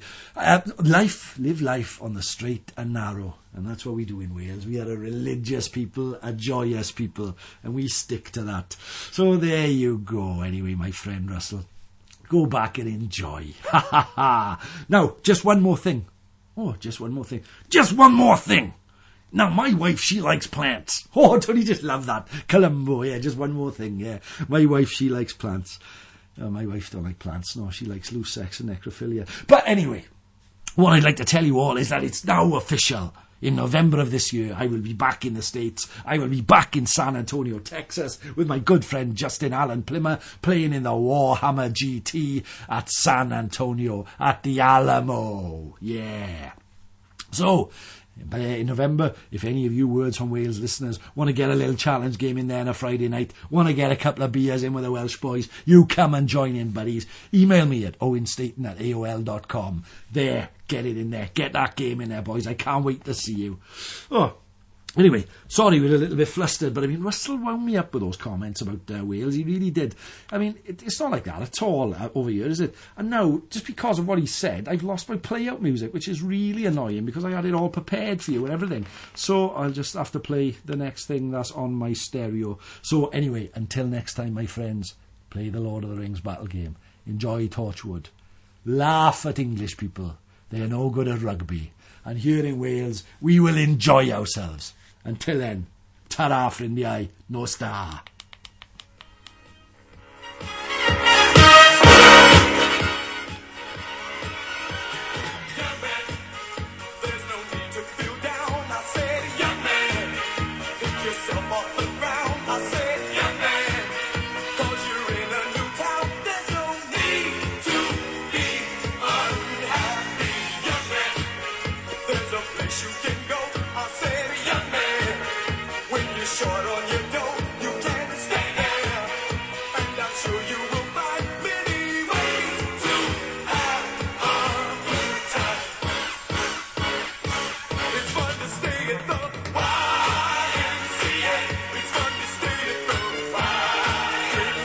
Hello and welcome back. And now we want to talk about... We're going to talk about the XCam. Thank you, now, Craig. XCam's this concept that Russ came up with.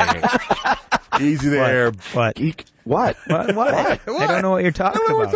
I'm just trying to help. What What's he talking about, Ray? Interrupting again. Stop interrupting yourself. Stop interrupting yourself. Stop interrupting yourself. All right, look, here we go. Wow. Grow up, will you? All right.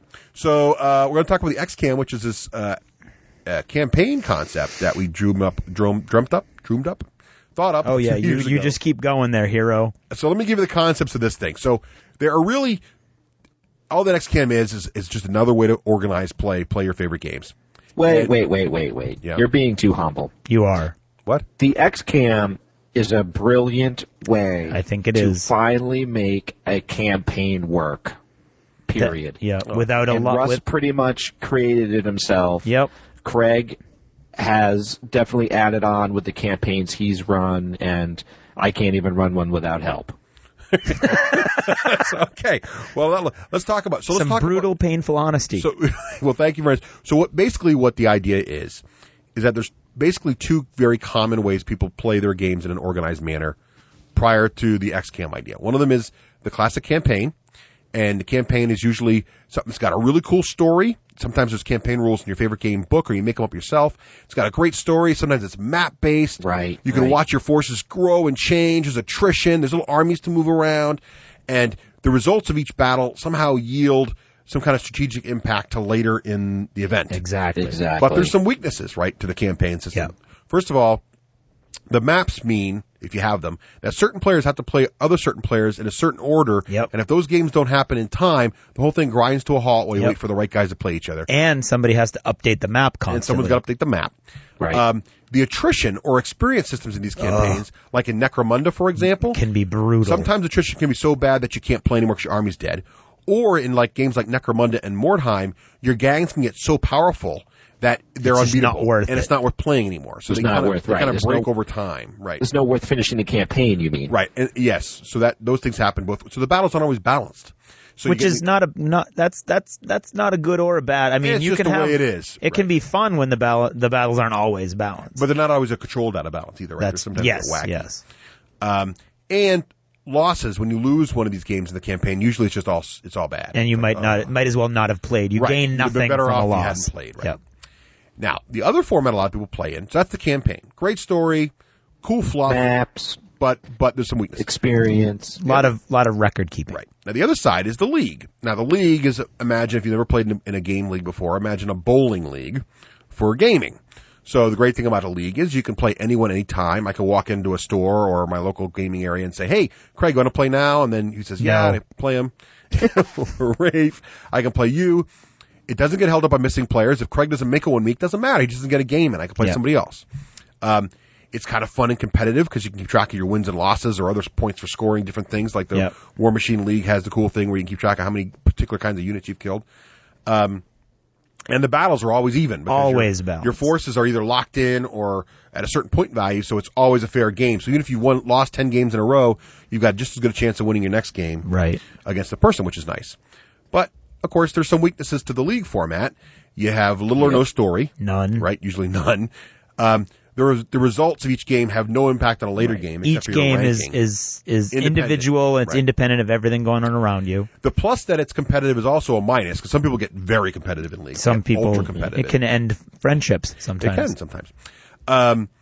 And losses hurt. Again, it's like, oh, why did I play? I just lost my.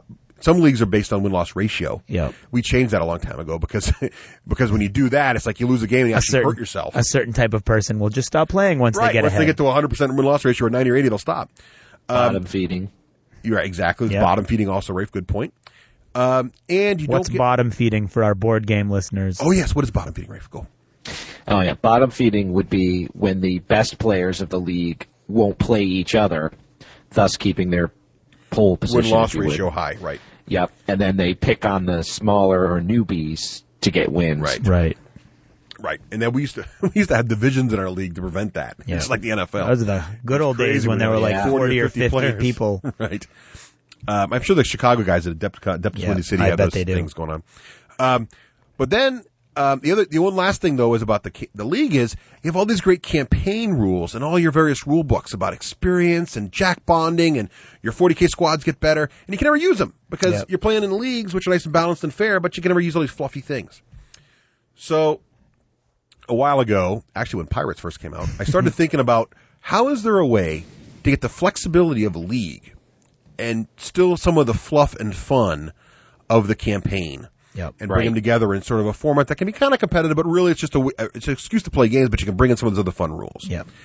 And when I started thinking about this, it was about the time that people started talking about, I don't know if they called them expansion leagues, but there were leagues where you started out with a small point value and they got bigger as they went. Yep.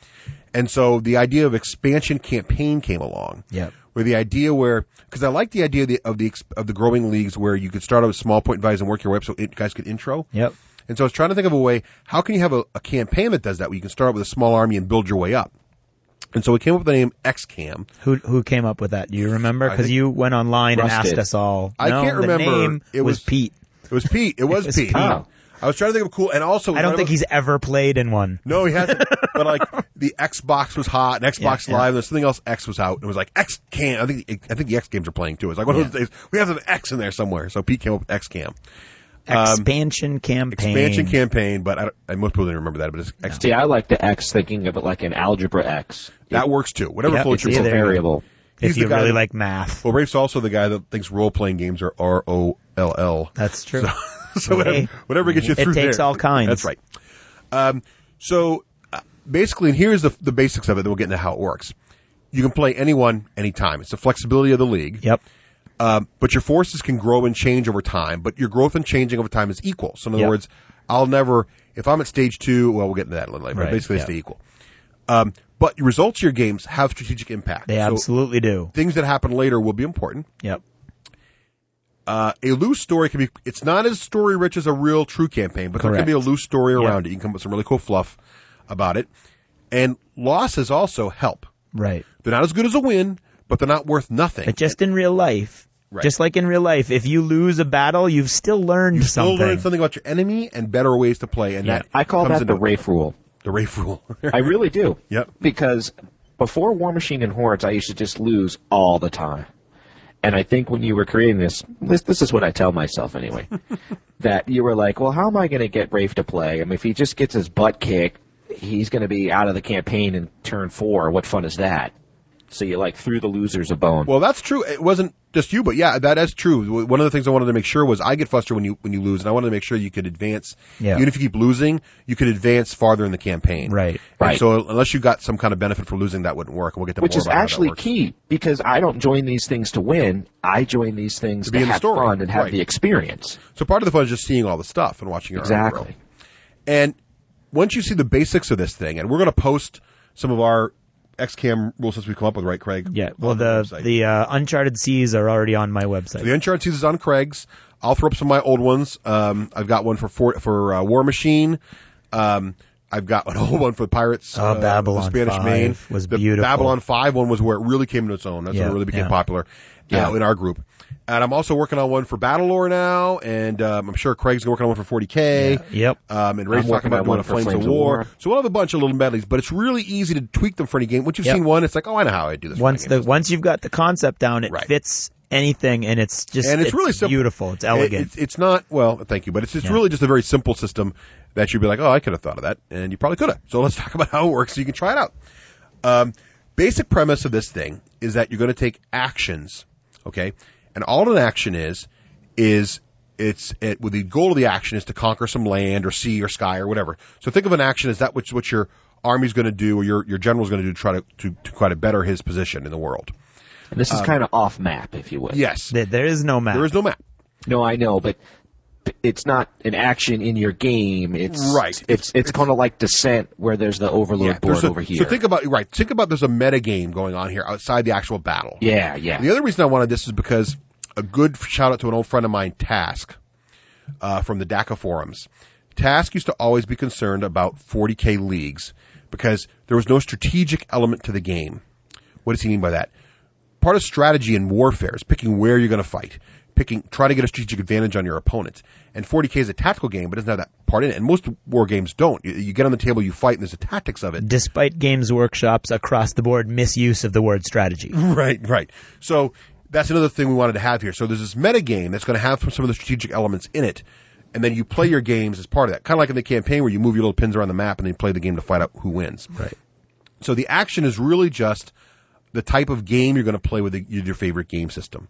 So by taking a certain action, it's going to dictate the kind of War Machine, 40K, Flames of War, Pirates of the Caribbean. Let's just say generic game. Game you're going to play, right? Battle you're going to fight. Right. And there are 3 different types of actions you can take. There is a recon action, and these are sort of the first ones you start out with. And the recon is the premise of recon is you're going and scouting out the area, figuring out what's going on in the world around you. Kind of like when you're playing one of those real-time strategy games like StarCraft and getting the fog of war out of the way, right? Recon games are always small battles. Small and quick. The results of the recon action earns you recon points.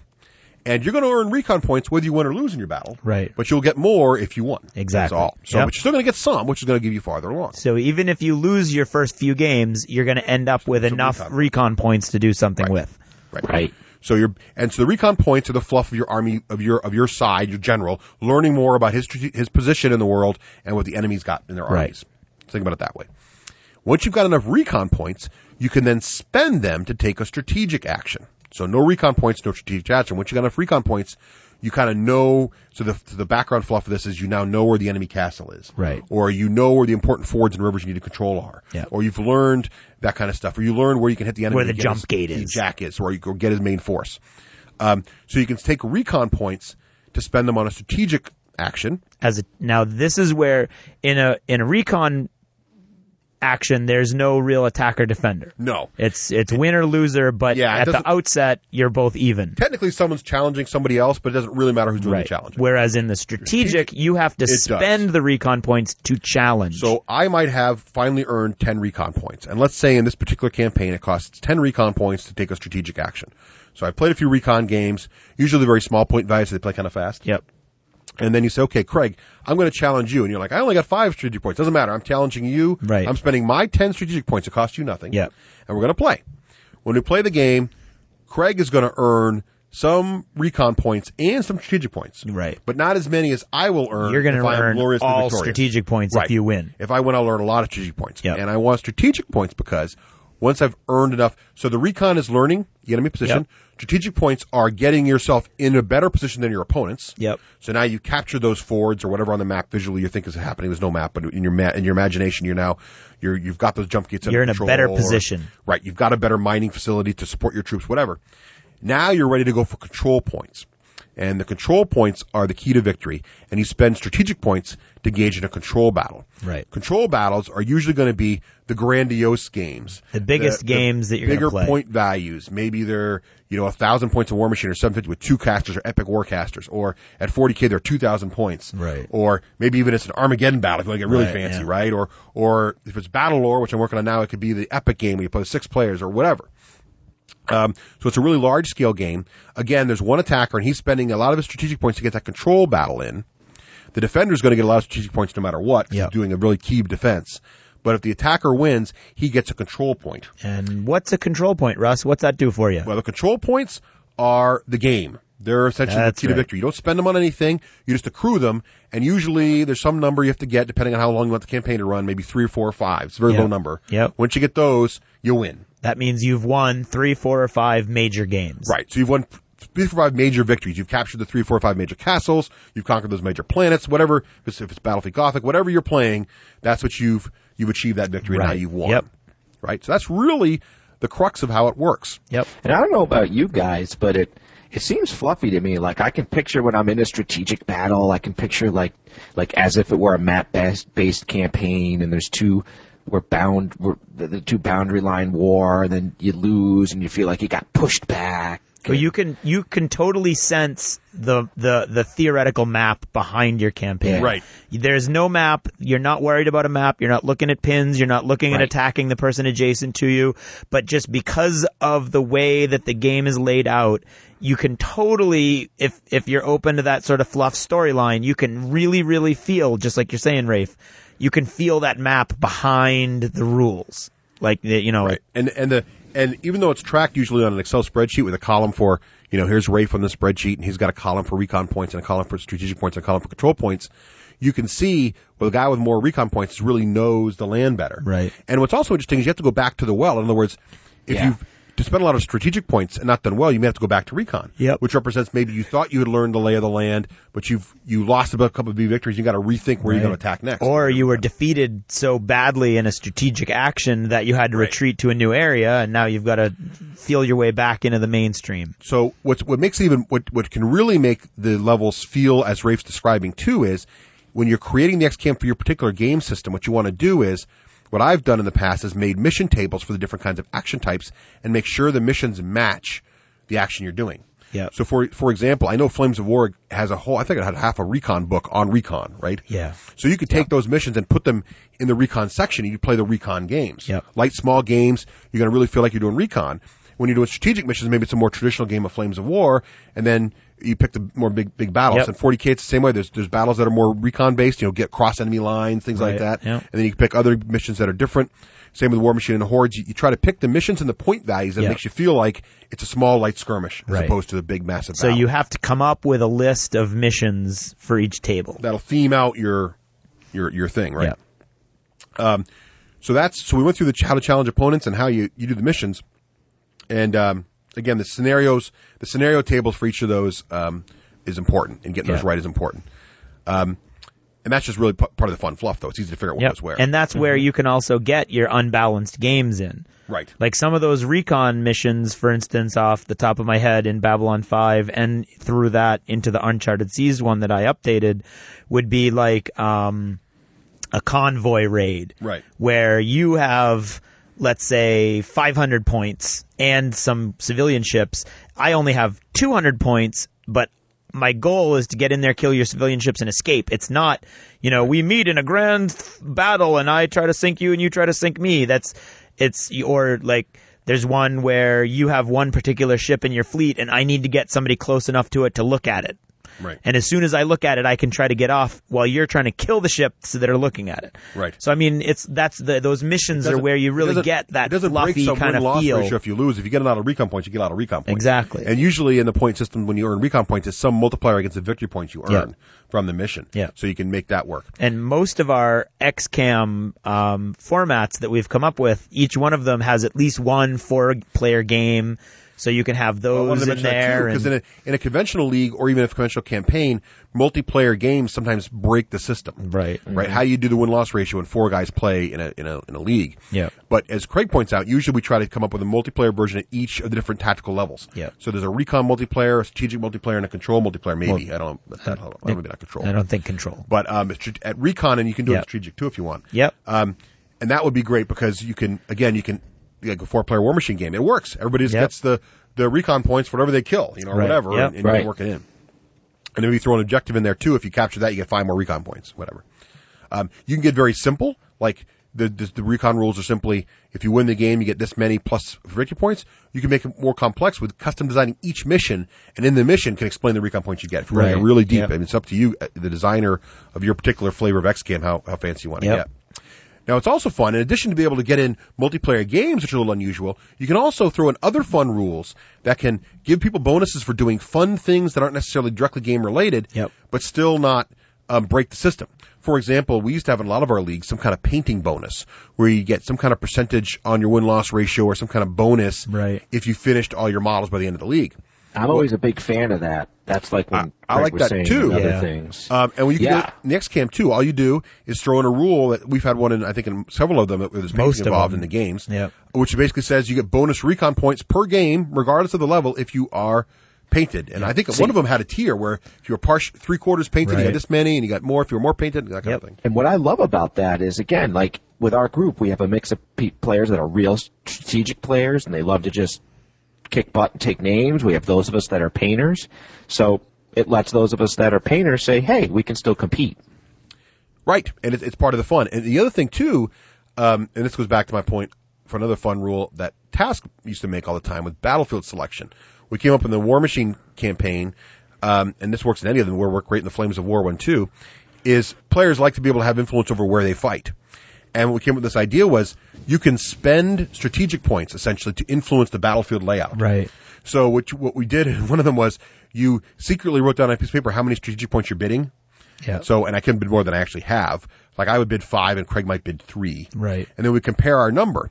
Now we both spend whatever we bid. Yeah, it's gone. It's gone forever. But if I beat him by enough strategic points, I can maybe pick which pieces of terrain get placed and place them. Right. So I can kind of say, by using my superior strategy to Craig's superior strategy based on what I've earned, essentially, I'm able to dictate where the battle's going to be fought, essentially, is the fluff there. So that's kind of a neat mechanic to get some of that in there, because a lot of game systems don't have that, the ability for you to influence the... I just had a thought. Yes. You could do a bounty. Oh, you could do bounties. Like if I have a bunch of recon points, I could say, hey, for the first person to take out Ross, I'm going to give you 10 of my recon points. There you go. That'd be cool. Wow. Totally bounty. Yeah, that's awesome. That's brilliant. That'd be fun. So there's really no limit to the kind of fun rules, because these points are just like disposable. Do what you want with them. But if you have something that's really cool, make sure you force people to spend their strategic points. Yeah. Now, one other mechanic that I've always loved, and 40K got me started on this a while ago, but there's always been a lot of game designers love to put in little campaign rules for the game system, right? Like you veteran squads in 40K, you'd roll on these little tables and see what kind of bonus abilities you had, or bonding in the Warjack world, or in Battle Lore, there's the more points on your War Council. All those things are out there, and it's like, how do you put those into a game and into a meaningful long-term way? And what we did with the XCAM was come up with an idea that once you start earning control points, you're able to by having these control points, it means you've got some of these bonuses in your army. Yep. So, for example, in 40K, maybe it's for every one control point you've earned, one of your squads is now a veteran squad, and before each battle, you randomly roll who it is. Right. Or in War Machine, maybe you have a Jack Bond, or maybe you get +1 to the Bond roll, or whatever you do, to have some of that. So you can bring in some of these fun upgrades that maybe you normally don't get to use in competitive play into your game system. And it gives you a slight advantage, but it's not a game-breaking advantage. Right. One Jack Bond isn't going to mean you're going to win. Yes, you've got an advantage, but it's not going to totally tip the game. Right. Now, Russ, does the control point earned mean you can only use it in a control point battle? No. Or Once you could use that in recon? Once you've earned that ability, once you basically won your first control mission, it basically means you've got so much control over the the map or wherever you're fighting, the area, that you now are able to bring these extra experienced forces to bear. Gotcha. So if I've earned 2 now, I get 2 of them now. Of course, if you earn 1, now you've got 1 also. So eventually, but that doesn't happen until near the end game. That's like maybe 3 or 4 or 5 weeks, depending on how you've designed your X game, how long to run.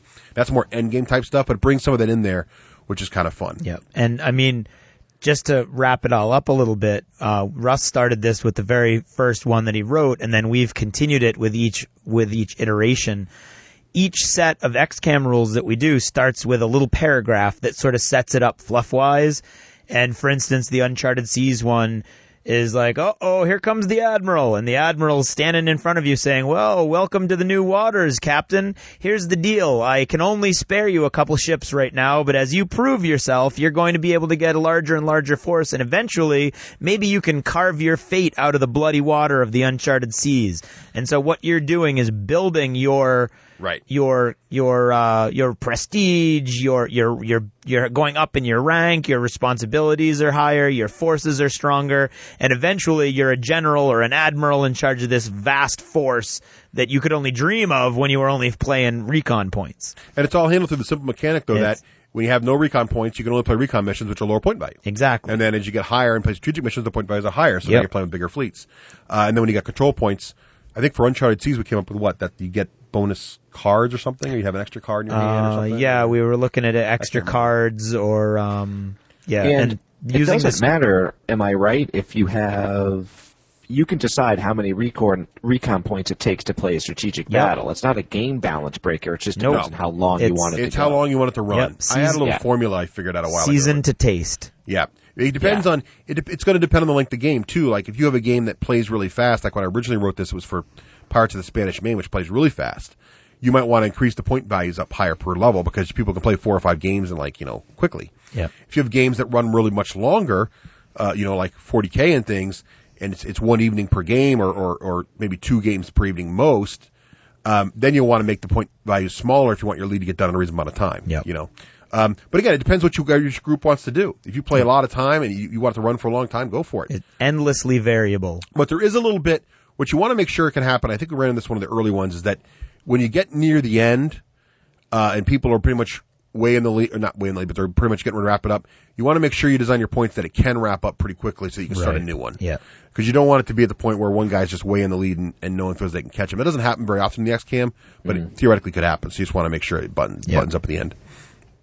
But you can look at the examples we're going to put up on the website, Craig's already, to get ideas for the point values you went with and just kind of tweak them based on that. Well, you've got to super tweak those because the freaking points for Uncharted Seas change on a daily basis. Well, when you do the now. 40K one and I put up the War Machine one, that'll give people a good feeling. Yeah. Well, the 40K one I'm really excited about because Dave and I wrote up skirmish rules, which is half 40K, half Necromunda, and half Inquisitor. Because that's using a whole different game systems for a different action you choose. Yeah. So in this one, they're going to have it, and think about this, you can do this in other game systems too. They're thinking about doing what? Action? Recon is Skirmish, which is our own home brew of half Necromunda, half Inquisitor, half 40K. I'm not very good at math. And then Strategic is 40K. And then Control is probably going to be 40K because my suggestions that it be epic are not carrying a lot of weight right now, mainly because we don't have enough armies. Right. But I mean, how cool would that be? Yeah, XCAM doesn't care. That's all. That's all the that's game. Infinitely variable. So that would be interesting to see how that would work out. But so that'll be kind of fun to watch. But I'm almost as excited now as Dave is about this whole 40K campaign. XCAM. Awesome. So, and the only other thing I would say to button it up is how you track all this crazy stuff. And what we've done in the past is I like Google Docs because it's easy to share the spreadsheet. It is easy. You go into Google Docs, you create a spreadsheet, you send the emails to all your friends, they can share it. Share it, yep. You can make it read only for them, and you can be the one that edits it, and then just have everybody email you and just say... Russ likes control. Well, just because people will randomly bump numbers and mess things up. I know. Russ also has no faith in the rest of humanity. You just tell your players, hey, when you finish a game, email me the action type. Say, I played a recon game, here's how much I earned, and here's how much my opponent earned. And then you just type it into your buckets, and there it's done. And then they spend the points, they'll email you and say they spent the points, and you just update the spreadsheet. Yep. Boom, you're done. You're ready to go, and there's your XCAM. Any final thoughts, gentlemen? No, love it. It's one of my favorite ways to play miniature war games. Yeah, me too. Cool. So there's the XCAM, and look for our sample XCAM Absolutely. sheet in the near future. Thanks. And go ahead and try it yourself. Right. You'll like it.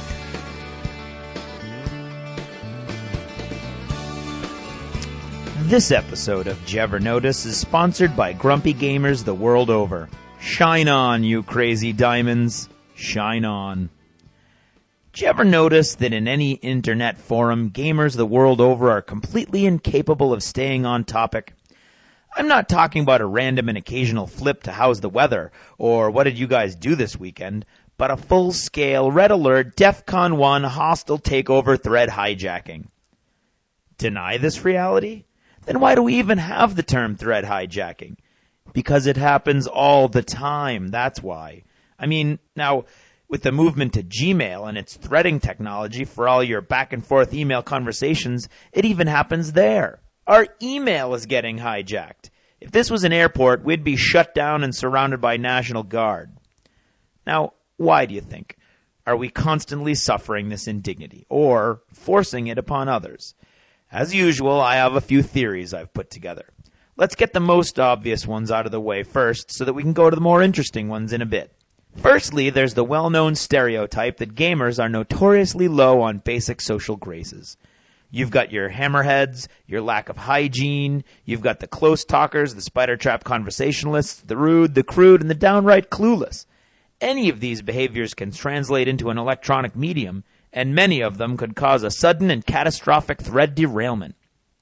However, I think it gets deeper than that. Most of us are aware that communicating via written message online is what the sociologists call a cold medium, whether we know what a cold medium is or not.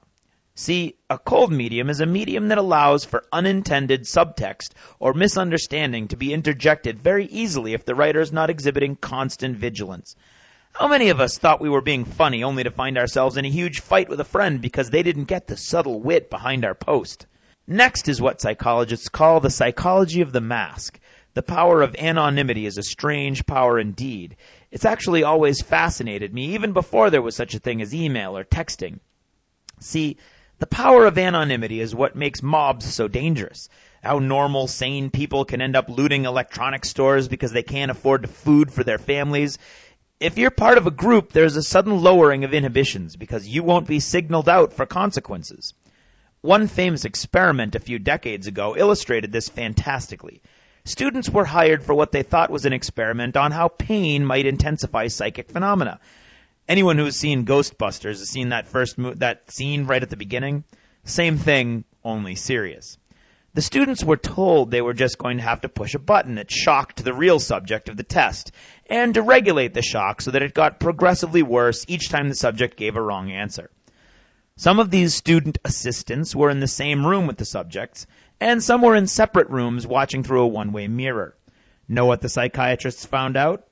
The helpers who were in a different room watching the pain of the subjects but not being seen by them, they were, incidentally, actors hired to scream bloody murder each time they were shocked, which was actually just a tingle to let them know the button had been pressed. They cranked the electricity way beyond the people who shared the room with the subjects and could actually be seen. See, being anonymous gave them a feeling of power and separation from pain that allowed them to be far more cruel. There are good side effects as well. How many of you have ever noticed that you laugh more in a movie theater than at home? Most people do, and it's because of the anonymity that sitting in the dark with a bunch of strangers affords you. Oh, see what I did there? I hijacked my own segment. And that brings us to the second to the last reason I think we do it. We're all interested in too many things, and we can't keep them separate. Someone might be talking about a game they had last night, and that reminds you of a movie you saw which was good and you want to share it with the community, but you don't want to be rude and it would be a great movie, so boom, there you go. Or maybe there's a rules question, and that reminds you of a rumor you heard, but you don't know where you heard it, and you really want to know if that rumor is true or not, and if anyone has heard that rumor and everybody's reading the post knows about that sort of thing, so boom, off you go again. See? And finally, the reason I think is most likely, and we're all lazy. Sure, we could go over to the menu, start a new thread, type it all out, give the background or the inspiration for the statement of the question, put it in a link to the previous thread so people can go back and read that and get caught up and then get back to your thread to discuss the tangent. But really, who wants to put all that work in when they can just say, speaking of battle lore campaigns, anyone want to join my 40K campaign? See, I do it too. I'd like to flatter myself and say I'm mainly lazy, but who knows what other darkness lurks in the hearts of men. Well, the Shadow, but other than that god-awful movie, he's been silent for decades. And finally, is it really that bad? I mean, when it happens, call the person on it, by all means. But how about you be polite when you do it? Or better yet, use humor to make your point. Lecture a person on internet etiquette like you're the Miss Manners of the webways, and you're going to get some interesting comments back at you. Maybe not online, but I guarantee people are saying stuff where they can escape your pedantic tone. Well, that's it, really. Try to avoid jumping onto other people's internet conversations. It really does make it harder for people to find what they need or want. But when it does happen, take a chill pill, baby. Relax and float downstream.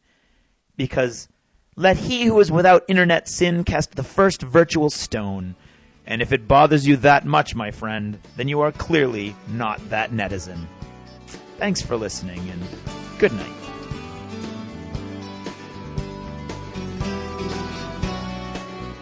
Achievement unlocked! You've made it to the end of another D6 Generation episode, the podcast whose humor has universally been acclaimed as not too horrible. Please let us know what you thought of the show by either emailing us at info@the d6generation.com or by posting in our official D6G episode thread at the top of the DACA discussions forum on DACA.com. If for some inexplicable reason you actually enjoyed this show, you can help others find out about it by leaving positive reviews on iTunes. See you in 2 weeks. Thanks for listening, and happy gaming.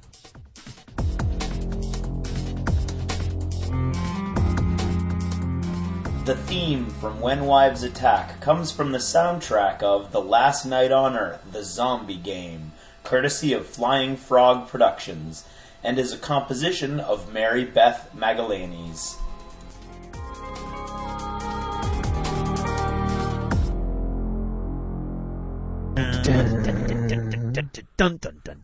Rising up, back on the street. Come on, time, took my chances.